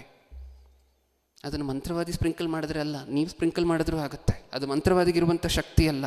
ಸೈಂಟಿಫಿಕ್ಕಾಗಿ ಏನಾದರೂ ಪ್ರಯೋಗ ಮಾಡ್ತಾರೆ ಅಂತ ಹೇಳಿ ಅವ್ರ ಪಕ್ಕದಲ್ಲಿ ಹೋಗಿ ಕೂತ್ಕೋಬಾರ್ದು ಅಂತ ಹೇಳ್ತಿರುವಂಥದ್ದು ನಾನು. ಹೌದಾ? ಇದೊಂದನ್ನು ಹೊರತುಪಡಿಸಿ ಅವ್ರು ನಿಮ್ಮ ರಕ್ತವನ್ನು ತೊಗೊಂಡೋಗಿ ಏನೂ ಮಾಡಲಿಕ್ಕಾಗೋದಿಲ್ಲ, ನಿಮ್ಮ ಕೂದಲನ್ನು ತೊಗೊಂಡೋಗಿನೂ ಏನೂ ಮಾಡಲಿಕ್ಕಾಗೋದಿಲ್ಲ, ಯಾವುದರಿಂದಲೂ ಏನೂ ಮಾಡಲಿಕ್ಕಾಗೋದಿಲ್ಲ. ಪಕ್ಕದಲ್ಲಂತೂ ಹೋಗಿ ಕೂತ್ಕೊಬಾರ್ದು. ಇದು ದೇವರು ಹೇಳ್ಕೊಟ್ಟಿರುವಂತಹ ಜ್ಞಾನ, ಹೌದಲ್ವ? ಹೇಗಿರಬೇಕಂತೆ ನಾವು ಜ್ಞಾನದಲ್ಲಿ ಜಾಣರಾಗಿ, ನಾವು ಸತ್ಯವೇದದಲ್ಲಿ ಓದ್ಕೊಳ್ಳುವಂತಹ ಮಾತಿದು. ಹೆಂಗಿರ್ಬೇಕಾ ನಾವು? ಜಾಣರಾಗಿ. ನಾವು ಜಾಣತ್ವವನ್ನು ಕಳ್ಕೋಬಾರ್ದು. ಮತ್ತೆ ಮೆಸೇಜ್ ಕೇಳಿದ್ದೀವಿ ಇವತ್ತೇ ನಾನು ಮಾಡ್ತಿರುವಂತಹ ಮಂತ್ರವಾದಿಗಳಿಗೆಲ್ಲ ಚಾಲೆಂಜ್, ಏನು ಪಕ್ಕದಲ್ಲಿ ಬಂದು ಕೂತ್ಕೋತೀನಿ, ಏನು ಬೇಕಾದರೂ ಮಾಡಿ, ಈ ಕೆಲಸಗಳನ್ನು ಮಾಡಲಿಕ್ಕೆ ಹೋಗಬಾರ್ದು. ಓಕೆ, ಸತ್ಯವೇದದಲ್ಲಿ ಇನ್ನೊಂದು ವಚನವನ್ನು ನೋಡೋಣ. 1ನೇ ಶತಮಾನದಲ್ಲಿ ನಡೆದಂಥ ಘಟನೆ. ಇನ್ನೊಬ್ಬ ಮಂತ್ರವಾದಿ ಅಂತ ಹೇಳ್ಕೊಂಡು ಸುತ್ತಿದ್ದಂತೆ ಏನಾಯಿತು? ಅಪೊಸ್ತಲರ ಕೃತ್ಯಗಳು ನಮ್ಮೆಲ್ಲರಿಗೂ ಗೊತ್ತಿರುವಂತಹ ವಿಚಾರ ಇದು. 8ನೇ ಅಧ್ಯಾಯ 9ನೇ ವಚನ. ಆದರೆ ಕೆಲವು ಕಾಲದಿಂದ ಆ ಪಟ್ಟಣದಲ್ಲಿದ್ದ ಸೀಮೋನನೆಂಬ ಒಬ್ಬ ಮನುಷ್ಯನು ತಾನು ಏನು ಒಬ್ಬ ಮಹಾತ್ಮನೆಂದು ಹೇಳಿಕೊಂಡು ಮಂತ್ರತಂತ್ರಗಳನ್ನು ನಡೆಸಿ ಸಮಾರ್ಯದ ಜನರಲ್ಲಿ ಬೆರಗನ್ನು ಹುಟ್ಟಿಸುತ್ತಿದ್ದನು. ಚಿಕ್ಕವರು ಮೊದಲುಗೊಂಡು ದೊಡ್ಡವರ ಪರ್ಯಂತರ ಎಲ್ಲರೂ ಇವನು ಮಹಾಶಕ್ತಿ ಎನಿಸಿಕೊಂಡಿರುವ ದೇವರ ಶಕ್ತಿಯೇ ಎಂದು ಹೇಳುತ್ತಾ ಅವನಿಗೆ ಲಕ್ಷ್ಯ ಕೊಡುತ್ತಿದ್ದರು. ಬಹುಕಾಲದಿಂದಲೂ ಅವನು ಮಂತ್ರತಂತ್ರಗಳನ್ನು ನಡೆಸಿ ಜನರನ್ನು ಬೆರಗನ್ನು ಹುಟ್ಟಿಸಿದ್ದ ಕಾರಣದಿಂದ ಅವರು ಅವನಿಗೆ ಲಕ್ಷ್ಯ ಕೊಡುತ್ತಿದ್ದರು. ಆದರೆ ಫಿಲಿಪ್ಪನು ದೇವರ ರಾಜ್ಯದ ವಿಷಯದಲ್ಲಿಯೂ ಯೇಸುಕ್ರಿಸ್ತರ ಹೆಸರಿನ ವಿಷಯದಲ್ಲಿಯೂ ಶುಭವರ್ತಮಾನವನ್ನು ಸಾರಲು ಗಂಡಸರು ಹೆಂಗಸರು ನಂಬಿ ದೀಕ್ಷಾಸ್ನಾನ ಮಾಡಿಸಿಕೊಂಡರು. ಆಗ ಸೀಮೋನನು ಕೂಡ ನಂಬಿ ದೀಕ್ಷಾಸ್ನಾನ ಮಾಡಿಸಿಕೊಂಡು ಫಿಲಿಪ್ಪನ ಸಂಗಡ ಯಾವಾಗಲೂ ಇದ್ದು ಸೂಚಕ ಕಾರ್ಯಗಳು ಮಹತ್ ಕಾರ್ಯಗಳು ಉಂಟಾಗುವುದನ್ನು ನೋಡಿ ಬೆರಗಾದನು. ಯಾರೀತನು? ಮೊದಲನೇ ಶತಮಾನದಲ್ಲಿದ್ದಂತಹ ಸೀಮೋನನು. ಪೇತ್ರನಿಗೆ ಕನ್ಫ್ಯೂಸ್ ಮಾಡ್ಕೋಬಾರ್ದು, ಈ ಸೀಮೋನನು ಬೇರೆ. ಯಾಕೆಂದರೆ ಸೀಮೋನನು ಅಂತ ಅಂದ್ಕೊಳ್ಳುವಂಥವ್ರು ಸತ್ಯವೇದದಲ್ಲಿ ಸಾಕಷ್ಟು ಜನ ಇದ್ದಾರೆ. ಓಕೆ, ಈಗ ಈ ಸೀಮೋನನು ಮಂತ್ರತಂತ್ರಗಳನ್ನು ಮಾಡ್ತಿದ್ದಂತೆ ಮೊದಲನೇ ಶತಮಾನದಲ್ಲಿ. 9ನೇ ವಚನದಲ್ಲಿ ನಾವು ಓದಿದ್ವಲ್ವ. ಆದರೆ ಕೆಲವು ಕಾಲದಿಂದ ಪಟ್ಟಣದಲ್ಲಿದ್ದ ಸೀಮೋನನೆಂಬ ಒಬ್ಬ ಮನುಷ್ಯನು ತಾನು ಏನೋ ಒಬ್ಬ ಮಹಾತ್ಮನೆಂದು ಹೇಳಿಕೊಂಡು ಮಂತ್ರತಂತ್ರಗಳನ್ನು ನಡೆಸಿ ಏನು ನಡೆಸ್ತಿದ್ದ ಈ ವ್ಯಕ್ತಿ? ಮಂತ್ರತಂತ್ರಗಳನ್ನು ನಡೆಸ್ತಿದ್ದ. ಈ ವ್ಯಕ್ತಿಗೆ ಯಾವುದನ್ನು ನೋಡಿ ಶಾಕ್ ಆಯ್ತಂತೆ? 13ನೇ ವಚನವನ್ನು ಓದೋಣ. ಆಗ ಸೀಮೋನನು ಕೂಡ ನಂಬಿ ದೀಕ್ಷಾ ಸ್ನಾನ ಮಾಡಿಸಿಕೊಂಡು ಫಿಲಿಪ್ಪನ ಸಂಗಡ ಯಾವಾಗಲೂ ಇದ್ದು ಸೂಚಕ ಕಾರ್ಯಗಳು. ಯಾರು ಮಾಡ್ತಿರುವಂಥ ಸೂಚಕ ಕಾರ್ಯಗಳು? ಫಿಲಿಪ್ಪನು ಮಾಡ್ತಿರುವಂಥ ಸೂಚಕ ಕಾರ್ಯಗಳು. ಇಲ್ಲಿ ಈ ವ್ಯಕ್ತಿಗೆ ಶಾಕ್ ಆಗ್ತಿದೆಯಂತೆ. ಯಾರು ಮಾಟ ಮಂತ್ರ ಮಾಡುವಂತಹ ಈ ವ್ಯಕ್ತಿಗೆ ಇನ್ನೊಂದು ಸೂಚಕ ಕಾರ್ಯವನ್ನು ನೋಡಿದ್ರೆ ಶಾಕ್ ಆಗ್ತಿದೆಯಂತೆ. ಯಾರು ಮಾಡ್ತಿರುವಂಥ ಸೂಚಕ ಕಾರ್ಯ? ಫಿಲಿಪ್ಪನು, ಅಪೋಸ್ತಲರು ಮಾಡ್ತಿರುವಂಥ ಸೂಚಕ ಕಾರ್ಯಗಳನ್ನು ನೋಡಿ ಈ ಮಂತ್ರವಾದಿಗೆ ಶಾಕ್ ಆಗ್ತಿದೆಯಂತೆ. ಅದನ್ನೇ ನಾವು ಓದಿದ 13ನೇ ವಚನದಲ್ಲಿ. ಆಗ ಸೀಮೋನನು ಕೂಡ ನಂಬಿ ದೀಕ್ಷಾ ಸ್ನಾನ ಮಾಡಿಸಿಕೊಂಡು ಫಿಲಿಪ್ಪನ ಸಂಗಡ ಯಾವಾಗಲೂ ಇದ್ದು ಸೂಚಕ ಕಾರ್ಯಗಳು ಮಹತ್ ಕಾರ್ಯಗಳು ಉಂಟಾಗುವುದನ್ನು ನೋಡಿ ಬೆರಗಾದನು. ಇಷ್ಟಕ್ಕೂ ಮಂತ್ರವಾದಿಗೆ ಒಬ್ಬ ಮನುಷ್ಯನನ್ನು ಕೊಲ್ಲುವಂಥ ಶಕ್ತಿ ಇದ್ದರೆ ಸೂಚಕ ಕಾರ್ಯಗಳನ್ನು ನೋಡಿದ್ರೆ ಶಾಕ್ ಆಗ್ತಾನ? ಪಾಪ ಈ ಮಂತ್ರವಾದಿಗೆ ಶಾಕ್ ಆಗ್ತಿದೆಯಂತೆ. ಅಪ್ಪ, ಅಪೋಸ್ತಲರು ಏನು ಸೂಚಕ ಕಾರ್ಯ ಮಾಡ್ತಾರೆ, ಏನು ಅದ್ಭುತ ಕಾರ್ಯ ಮಾಡ್ತಾರೆ ಅಂತ ಅನ್ನಿಸ್ತಿದೆಯಂತೆ ಈ ಮನುಷ್ಯನಿಗೆ, ಈ ಮಾಟ ಮಂತ್ರಿಕನಿಗೆ. ಅಂದರೆ ನೀವು ಹೇಳಿ, ಆ ಮಾಟ ಮಂತ್ರಿಕನಿಗೆ ಯಾವ ಶಕ್ತಿ ಇರಲಿಲ್ಲ? ಅಪೋಸ್ತಲರು ಮಾಡುವಷ್ಟು ಅದ್ಭುತ ಕಾರ್ಯಗಳನ್ನು ಮಾಡುವಷ್ಟು ಶಕ್ತಿನೂ ಸಹ ಇರಲಿಲ್ಲ. ಈ ವ್ಯಕ್ತಿನೇ ಅಲ್ವಾ ಭಿಕ್ಷೆ ಬೇಡುವಂತಹದ್ದು. ನೆಕ್ಸ್ಟ್ ನೀವು ಓದ್ಕೊಂಡು ಹೋದರೆ ಹಾಗೆ 14ನೇ ವಚನದಲ್ಲಿ ಅಪೋಸ್ತಲರ ಹತ್ರ ಹೋಗಿ ಬೇಡ್ಕೊಳ್ತಾನೆ. ಕಾಸು ಕೊಡ್ತೀನಿ, ಬೆಳ್ಳಿ ಕೊಡ್ತೀನಿ, ಏನು ಮಾಡಿ ನಿಮಗೆ ಪವರ್ಸ್ ಇದೆಯಲ್ವಾ, ಆ ಪವರ್ಸನ್ನು ನನಗೂ ಹಂಚ್ಕೊಡಿ ಅಂತ ಹೇಳಿ ಕೇಳ್ಕೊಳ್ತಾನೆ. ಅಪೋಸ್ತಲರು ಸರಿಯಾಗಿ ಕ್ಲಾಸ್ ತೊಗೊಂಡು ಮನೆಗೆ ಕಳಿಸ್ತಾರೆ, ಹೌದಲ್ವಾ? ಅದೆಲ್ಲ ಕಾಸಿಗೆ ಹಂಚ್ಕೊಳ್ಳುವಂತಹ ವಿದ್ಯೆ ಅಲ್ಲಪ್ಪ. ನೀನು ಚಿಕ್ಕ ವಯಸ್ಸಿಂದ ಕಲ್ತಿದ್ಯಲ್ವ ಮ್ಯಾಜಿಕ್ಕು, ಆ ರೀತಿಯಾಗಿರುವಂತಹ ವಿದ್ಯೆ ಇದು ಅಲ್ಲ. ಇದು ದೇವರ ಶಕ್ತಿ, ದೇವರ ಪ್ರಭಾವ ಅಂತ ಹೇಳಿ ಯಾವಾಗ ಹೇಳ್ತಾರೆ, ಹೌದಲ್ವಾ? ಓಕೆ, ಈಗ ನೀವು ಹೇಳಿ, ಈ ಸಂದರ್ಭ ನೋಡಿದ ನಂತರವೂ ಏನರ್ಥ ಆಯಿತು ನಮಗೆ? ಮಂತ್ರವಾದಿಗಳಿಗೆ, ಮಾಟ ಮಂತ್ರಿಕರಿಗೆ ಯಾವ ಶಕ್ತಿಯೂ ಸಹ ಇಲ್ಲ. ಅವರೇ ಒಪ್ಕೊಳ್ತಿದ್ದಾರೆ. ಸತ್ಯವೇದದ ಉದ್ದಕ್ಕೂ ಸಾಕಷ್ಟು ಘಟನೆಗಳು ಕಾಣಿಸುತ್ತೆ ಈ ಥರ ನಮಗೆ. ಯಾವ ಶಕ್ತಿಯು ಮಾಂತ್ರಿಕರಿಗೆ ಇಲ್ಲ. ಅವರು ನೋಡಿ ಆಶ್ಚರ್ಯಪಡುವಂತಹದ್ದೇನು, ಬೆರಗಾಗುವಂತಹದ್ದೇನು, ಶಾಕ್ ಆಗುವಂತಹದ್ದೇನು, ನಮಗೂ ಹೇಳ್ಕೊಡಿ ಅಂತ ಬಂದಿದ್ದೇನು ಅಪೋಸ್ತಲರ ಹತ್ರ, ಹೌದಲ್ವಾ? ಇದನ್ನು ಯಾವಾಗಲೂ ಸಹ ನಾವು ಮನಸ್ಸಲ್ಲಿ ಇಟ್ಕೊಂಡಿರಬೇಕು. ಈ ಮಾಟ ಮಂತ್ರಿಕರು ಎಲ್ಲೆಲ್ಲಿ ನೀವು ಸತ್ಯವೇದದ ಉದ್ದಕ್ಕೂ ಸಹ ಮಾಂತ್ರಿಕರು ಅಂತ ಎಲ್ಲೆಲ್ಲಿ ನೋಡ್ತಿರೋ ಎಲ್ಲರೂ ಸಹ ಫೇಲ್ ಆದಂಥವರೇ. ಹಳೆ ಉಡಂಬಡಿಕೆಯಲ್ಲಿ ಒಬ್ಬ ಅಜ್ಜಿ ಒಂದು ಸ್ತ್ರೀಯನ್ನು ನೋಡ್ತೇವೆ. ಯಾರು? ಸೌಲನ್ನು ಹೋಗಿ ಭೇಟಿ ಮಾಡ್ತಾನಲ್ವ, ಬೇತಾಳಿಕೆ ಅಜ್ಜಿಯನ್ನು ನೋಡ್ತೇವೆ. ಆ ಅಜ್ಜಿದೇನಂತ ಕೆಲಸ, ಆ ಸ್ತ್ರೀದೇನಂತ ಕೆಲಸ ಇಷ್ಟಕ್ಕೂ? ಸತ್ತಿರುವಂಥವರನ್ನು ಮತ್ತೆ ಬರಮಾಡುವಂತಹದ್ದು. ಸತ್ತಿರುವಂಥವ್ರನ್ನ ಬರಮಾಡುವಂತಹದ್ದು ಆ ಅಜ್ಜಿ ಕೆಲಸ, ಆ ಸ್ತ್ರೀ ಕೆಲಸ. ಇಷ್ಟಕ್ಕೂ ಬರ ಮಾಡ್ತಿದ್ಲ ಆ ಸ್ತ್ರೀ? ಸತ್ತಿರುವಂಥವ್ರನ್ನ ಬರ ಮಾಡ್ತಿದ್ಲ ಇಷ್ಟು ದಿನ? ಸೌಲನು ಬಂದು ಮಾತಾಡಿದ ತಕ್ಷಣ ಯಾರನ್ನು ಬರ ಮಾಡಬೇಕು ಅಂತ ಹೇಳಿ ಕೇಳ್ತಾಳೆ. ಏನಂತಾನೆ ಸೌಲನು, ಏನಂತಾರೆ ಸೌಲರು? ಸಮುವೇಲನನ್ನು ಅಂಥೇಳಿ ಹೇಳ್ತಾರೆ. ಈಗ ಸಮುವೇಲನನ್ನು ಅಂತ ಅಂದ್ಕೊಂಡು ನಾರ್ಮಲಾಗಿ ನಾನು ಮಾಡುವಂಥ ಕೆಲಸನೇನ ಅಲ್ವಾ, 2 ಮಂತ್ರ ಹೇಳ್ತೀನಿ, ಒಂದು ಸ್ವಲ್ಪ ಬೋಧಿ ಹಾಕ್ತೀನಿ, ಆಮೇಲೆ ನೀನು ಯಾರನ್ನು ಬರ ಮಾಡಬೇಕು ಅಂತ ಹೇಳಿದ್ಯೋ ಅವ್ರು ಬಂದಿದ್ದಾರೆ ಮಾತಾಡು ಅಂತ ಹೇಳಿ ಹೇಳ್ತೇನೆ. ಇವರ ವಾಯ್ಸು ಸತ್ತ ನಂತರ ಬಂದಿರುವಂಥವರ ವಾಯ್ಸು ಅವರಿಗೆ ಕೇಳಿಸೋದಿಲ್ಲ. ನಾನು ಫಸ್ಟು ಸತ್ತವ್ರಿಗೆ ಬಂದಿರುವಂಥವ್ರು ಏನು ಹೇಳ್ತಿದ್ದಾರೆ ಅಂತ ನಾನು ಕೇಳಿಸ್ಕೊತೀನಿ, ಆಮೇಲೆ ಅವ್ರಿಗೆ ಹೇಳ್ತೀನಿ. ಇದೇ ಅಲ್ವಾ ಇವ್ರು ಮಾಡುವಂಥ ಟ್ರಿಕ್ಸು? ಇಷ್ಟು ದಿನ ಮಾಡ್ತಿದ್ದಂತಹದ್ದು ಅದೇ ಅಲ್ವಾ ಅವರು? ಇಷ್ಟು ದಿನ ಆ ಸ್ತ್ರೀ ಮಾಡ್ತಿದ್ದಂತಹ ಕೆಲಸ ಏನು ಹಾಗಿದ್ರೆ? ಸೌಲನು ಆಕೆ ಹತ್ರ ಬರುವುದಕ್ಕಿಂತ ಮುಂಚೆ ನಾನು ಸತ್ತವರನ್ನ ಬರ ಮಾಡ್ತೀನಿ ಅಂತ ಹೇಳ್ಕೊಂಡು ಆ ಸ್ತ್ರೀ ಮಾಡ್ತಿದ್ದಂತಹ ಕೆಲಸ ಏನು? 4 ಮಂತ್ರ ಓದೋದು, ಒಂದೆರಡು ಸರಿ ಬೂದಿ ಚೆಲ್ಲೋದು. ಬಂದಿದ್ದಾರೆ, ನೀನು ಯಾರನ್ನು ಕರೆಸ್ಬೇಕು ಅಂತ ಅಂದ್ಕೊಂಡಿದ್ಯೋ ನಾನು ಕರೆಸಿದ್ದೀನಿ, ಅವ್ರು ಏನು ಹೇಳ್ತಿದ್ದಾರೆ ಕೇಳ್ಬಿಟ್ಟು ಹೇಳ್ತೀನಿ ಇರು ಅಂತ ಕೇಳುವಂತಹದ್ದು ಹಿಂಗೆ. ಆಮೇಲೆ ಈ ಸ್ತ್ರೀಗೆ ಏನು ಬೈಕ್ ಬರುತ್ತೋ ಅದನ್ನೆಲ್ಲ ಹೇಳುವಂತಹದ್ದು. ಈ ಮನುಷ್ಯ ಏನು ಹೇಳ್ತಿದ್ದಾನೆ ಅಂದರೆ, ನೀನು ನನಗೆ ಒಂದು KGನೋ 2 KGನೋ ಬೆಳ್ಳಿನೋ ಚಿನ್ನ ಕೊಟ್ಬಿಟ್ಟು ಹೋಗಬೇಕಂತೆ. ಇದನ್ನು ಹಂಗೆ ಮಧ್ಯದಲ್ಲಿ ಸೇರಿಸ್ಬಿಡುವಂತಹದ್ದು. ಇಷ್ಟು ದಿನ ಹಿಂಗೆ ಬದುಕ್ತಿದ್ದಂತಹ ಆ ಸ್ತ್ರೀ ಕೊನೆಯದಾಗಿ ಬಂದು ಸಮುವೇಲನನ್ನು ವಾಪಸ್ ಬರುವಂಗೆ ಮಾಡು ಅಂತ ಸೌಲನ್ನು ಕೇಳ್ಕೊಂಡಿದ್ದ ತಕ್ಷಣ ಸಮುವೇಲನು ಬರ್ತಾರೆ ನಿಜನ? ಆ ಬಂದಿರುವಂತಹದನ್ನು ನೋಡಿ ಆ ಸ್ತ್ರೀ ಏನು ಮಾಡಿದ್ಲಂತೆ? ಕಿರ್ಚಿದ್ಲಂತೆ ಜೋರಾಗಿ. ಏನಕ್ಕೋಸ್ಕರ ಕಿರ್ಚಬೇಕು? ಇಷ್ಟು ದಿನ ನೀನು ಮಾಡ್ತಿದ್ದಂತಹ ಕೆಲಸನೇ ಅಲ್ವಾ ಅದು? ಸತ್ತವರನ್ನು ಬರಮಾಡುವಂತಹದ್ದು ಇಷ್ಟು ದಿನ ನೀನು ಮಾಡ್ತಿದ್ದಂತಹ ಕೆಲಸನೇ ನಿಜನ? ಪ್ರತಿದಿನ ಒಬ್ಬೊಬ್ಬರನ್ನ ಕರೆಸ್ತಿರ್ತೀಯ ಅಲ್ವಾ? ಪ್ರತಿದಿನ ನಿನ್ನ ಹತ್ರ ಜನ ಬರ್ತಿರ್ತಾರೆ, ಇವರನ್ನು ಕರೆಸೋ ಅವರನ್ನು ಕರೆಸೋ ಅಂತ ಹೇಳ್ತಿರ್ತಾರೆ. ನೀನು ಮಾಡ್ತಿದ್ದಂತಹ ಕೆಲಸನೇನಲ್ವಾ ಅದು? ಏನಕ್ಕೋಸ್ಕರ ಭಯ ಆಯಿತು? ಅಂದರೆ ಇಷ್ಟು ದಿನ ಈ ಅಜ್ಜಿ ಆಡಿದ್ದು, ಈ ಸ್ತ್ರೀ ಮಾಡಿದ್ದು ನಾಟಕ. ಇವಾಗ ನಡೆದಿರುವಂತಹದ್ದು ರಿಯಲ್ ಆಗಿ ನಡೆದಿರುವಂತಹದ್ದು. ಕರೆಸಿರುವಂತಹದ್ದು ಯಾರು? ದೇವರು. ಸತ್ಯವೇದದಲ್ಲಿ ಸತ್ತಂಥವರು ಬರುವುದಿಲ್ಲ ಅಂತ ಎಷ್ಟು ಚೆನ್ನಾಗಿ ಬರ್ಸಿದಾರೋ, ನೀತಿವಂತರು ಸತ್ತಂಥವರು ಮತ್ತೆ ಬಂದಿರುವಂತಹ ಘಟನೆಗಳು ಇದೆ ಸತ್ಯವೇದದಲ್ಲಿ, ಹೌದಲ್ವಾ? ಯಾರ್ಯಾರನ್ನು ನೋಡ್ತೀವಿ? ಎಲಿಯ, ಮೋಶೆ, ಏಲಿಯ, ಬೆಟ್ಟದ ಮೇಲೆ ಯೇಸು ಕ್ರಿಸ್ತರು ಪ್ರಾರ್ಥನೆ ಮಾಡಬೇಕಾದ್ರೆ. ಆಮೇಲೆ ಸಮುವೇಲನು, ಆಮೇಲೆ ಶಿಲುಬೆಗೆ ಹಾಕಿದಂತಹ ದಿನ ಯವನಸ್ಥರೆಲ್ಲ ಬಂದು ಮತ್ತು ಎದ್ದು ಬರ್ತಾರೆ ಅಂತ ಹೇಳಿ ಬರೆದಿದ್ದಾರಲ್ವ ಸತ್ಯವೇದದಲ್ಲಿ. ಹೊಸ ಒಡಂಬಡಿಕೆಯನ್ನು ಓದ್ಕೊಳ್ಳುವಂತಹ ಮಾತು. ಹಿಂದೆ ಹಳೆ ಒಡಂಬಡಿಕೆಯ ಪೂರ್ವಿಕರು ನೀತಿವಂತರೆಲ್ಲರೂ ಸಹ ಎದ್ದು ಬಂದಿರದಂತಹ ದಿನ ಅದು, ಹೌದಲ್ವ?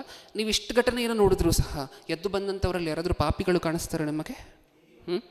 ಎಲ್ಲರೂ ನೀತಿವಂತರೇ ನಿಜನ? ಮತ್ತೆ ಸತ್ತ ನಂತರ ಎದ್ದು ಬಂದಿರುವಂತಹ ಎಲ್ಲರೂ ಸಹ ನೀತಿವಂತರೇ. ಕರೆಸ್ತಂಥವ್ರು ಯಾರು? ದೇವರೇ. ಸತ್ಯವೇದದಲ್ಲಿ ಇನ್ನೊಂದು ಕಡೆ ಹೆಂಗೆ ಬರ್ಸಿದ್ದಾರೆ? ಸತ್ತಂಥವ್ರು ಯಾರು ಮತ್ತೆ ಭೂಮಿಯ ಮೇಲೆ ಬರುವುದಿಲ್ಲ. ಇದರಲ್ಲಿ ಯಾವ್ದು ಸುಳ್ಳು, ಯಾವ್ದು ಸತ್ಯ? ಸತ್ತಂಥವ್ರು ಬರುವುದಿಲ್ಲ ಅಂತ ಸ್ಪಷ್ಟವಾಗಿ ಬರ್ಸಿದ್ದಾರೆ ಪ್ರಸಂಗಿ ಗ್ರಂಥದಲ್ಲೆಲ್ಲ. ಮತ್ತೆ ಇಲ್ಲಿ ಸತ್ತಿರುವಂಥವ್ರು ಬಂದಿದ್ದಾರೆ ನೀತಿವಂತರು. ಯಾವುದು ಸತ್ಯ, ಯಾವುದು ಸುಳ್ಳು? ಸತ್ಯವೇದದಲ್ಲಿ ಥಿಯಾಲಜಿಕಲ್ ಸ್ಟಡೀಸಲ್ಲಿ ಒಂದು ಪಾಠ ಇದೆ. ಆ ಪಾಠ ಏನು ಅಂತ ಹೇಳಿದ್ರೆ ಯೂಶುವಲ್ನೆಸ್ ವರ್ಸಸ್ ಎಕ್ಸೆಪ್ಷನ್ಸ್ ಅನ್ನುವಂಥ ಒಂದು ಪಾಠ ಇದೆ. ಏನು ಹಂಗಂದ್ರೆ,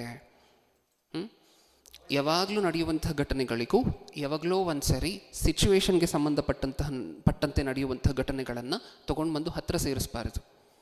ಯಾವಾಗಲೂ ನಡೆಯುವಂಥ ಘಟನೆಗಳು ಬೇರೆ, ಯಾವಾಗಲೋ ಒಂದು ಸತಿ ಎಕ್ಸೆಪ್ಷನ್ಸ್ಗೆ ನಡೆಯುವಂಥ ಘಟನೆಗಳು ಬೇರೆ ಅಲ್ವಾ? ಯಾವಾಗಲೂ ನಡೆಯುವಂತಹದ್ದು ಏನು? ಸತ್ತಂಥವ್ರು ಮತ್ತೆ ಬರುವುದಿಲ್ಲ. ಇದು ಯಾವಾಗಲೂ ನಡೆಯುವಂತಹದ್ದು. ಇದು ಯೂಶುವಲ್ ಆಗಿ ನಡೆಯುವಂತಹ ಘಟನೆ. ಯಾವಾಗಲೋ ಒಂದು ಸತಿ ಅವಶ್ಯಕತೆಗೆ ತಕ್ಕಂತೆ ಮತ್ತೆ ಸತ್ತಂಥವ್ರನ್ನ ದೇವರು ಭೂಮಿಯ ಮೇಲೆ ತೊಗೊಂಡು ಬಂದಿದ್ದಾರೆ. ಅದು ಯಾವಾಗ ನಡೆಯುವಂತಹದ್ದು ನಮಗೆ ಗೊತ್ತಿಲ್ಲ. ದೇವರು ಅಂದ್ಕೊಂಡಾಗ ನಡೆಯುತ್ತೆ. ಎಕ್ಸೆಪ್ಷನ್ಸ್ ಅದಕ್ಕೆ ಮೊದಲನೇ ಸಮುವೇಲನ ಗ್ರಂಥದಲ್ಲಿ ನಾವು ಓದಬೇಕಾದ್ರೆ ಸಾಯಿಸುವಂಥವರು ಮತ್ತೆ ಸತ್ತಿರುವಂಥವ್ರನ್ನ ಕರ್ಕೊಂಡು ಬರುವಂತಹದ್ದು, ಎಬ್ಬರಿಸ್ಬಿಟ್ಟು ಕರ್ಕೊಂಡು ಬರುವಂತಹದ್ದು ದೇವರೇ. ಓದೋಣ ವಚನವನ್ನು ಒಂದ್ಸರಿ ಓದೋಣ. ಸಮುವೇಲನ ಮೊದಲನೇ ಗ್ರಂಥ 2ನೇ ಅಧ್ಯಾಯ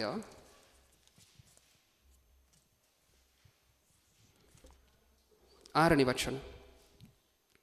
ಯೆಹೋವನೇ, ಸಾಯಿಸುವವನು ಬದುಕಿಸುವವನು, ಪಾತಾಳದಲ್ಲಿ ದೊಬ್ಬುವವನು ಮೇಲಕ್ಕೆ ಬರಮಾಡುವವನು ಆತನೇ. ಯೆಹೋವನೇ ಸಾಯಿಸುವವನು ಬದುಕಿಸುವವನು. ನೆಕ್ಸ್ಟ್ ಲೈನಲ್ಲಿ, ಪಾತಾಳದಲ್ಲಿ ದೊಬ್ಬುವವನು ಮೇಲಕ್ಕೆ ಬರಮಾಡುವವನು ಆತನೇ. ನಾವು ಸಾರ್ವಭೌಮತ್ವ ಅಂತ ಹೇಳಿ ಮಾತಾಡ್ಕೊಂಡ್ವಲ್ವ ಸಾಕಷ್ಟು ಸಾರಿ ಕಳೆದ ವಾರಗಳಲ್ಲೆಲ್ಲವೂ ಸಹ. ದೇವರಿಗಿರುವಂಥ ಸಾರ್ವಭೌಮ ಹಕ್ಕಿದು. ಒಂದು ರೂಲನ್ನು ದೇವರು ಎಸ್ಟಾಬ್ಲಿಷ್ ಮಾಡ್ತಾರೆ. ಒಂದು ರೂಲನ್ನು ದೇವರು ಎಸ್ಟಾಬ್ಲಿಷ್ ಮಾಡಿದ ಮಾತ್ರಕ್ಕೆ ಆ ರೂಲ್ ದೇವರಿಗಿಂತ ಉನ್ನತ ಅಲ್ಲ. ಎಕ್ಸೆಪ್ಷನ್ಸ್ನ ನಿಮಿತ್ತ ಅದನ್ನು ಸಾಕಷ್ಟು ಸಾರಿ ದೇವರು ಆ ರೂಲನ್ನು ಪಕ್ಕಕ್ಕಿಟ್ಟು ಇನ್ನೊಂದು ವಿಚಾರವನ್ನು ನಡೆಸಿರುವಂತಹ ಘಟನೆ ಸಾಕಷ್ಟು ಸಾರಿ ಸತ್ಯವೇದದಲ್ಲಿ ಓದ್ತೇವೆ. ಅದೇ ಯೂಶುವಲ್ನೆಸ್ ವರ್ಸಸ್ ಎಕ್ಸೆಪ್ಷನ್ಸ್. ಎಕ್ಸೆಪ್ಷನ್ ಅನ್ನುವಂಥದ್ದು ಯಾವಾಗಲೂ ಒಂದು ಸಾರಿ ನಡೆಯುವಂತಹದ್ದು. ಇವಾಗ ಯಾರಾದರೂ ಬಂದು ನಿಮ್ಮ ಹತ್ರ ಕೇಳಿದ್ರು ಅಂತ ಅಂದ್ಕೊಳ್ಳಿ, ಸತ್ತವ್ರು ಬರ್ತಾರಾ ಅಂತ ಕೇಳಿದ್ರೆ ಏನಂತ ಹೇಳಬೇಕು? ಬರ್ಬೋದು ಬ್ರದರ್, ಸಮುವೇಲನು ಬಂದಿದ್ದಾರೆ, ಏಲಿಯ ಮತ್ತು ಮೋಶೆ ಬಂದಿದ್ದಾರೆ ಅಂತೀವ. ಏನಂತ ಹೇಳಬೇಕು? ಸತ್ತವ್ರು ಬರೋದಿಲ್ಲ. ಸತ್ಯವೇದ ಹೇಳಿರುವಂಥ ಸತ್ಯ ಅದು ಫೈನಲ್. ಸತ್ಯವೇದದಲ್ಲಿ ಬಂದಿದ್ದಾರಲ್ವಾ ಅಂತ ಹೇಳಿದ್ರೆ ಏನು ಹೇಳಬೇಕು?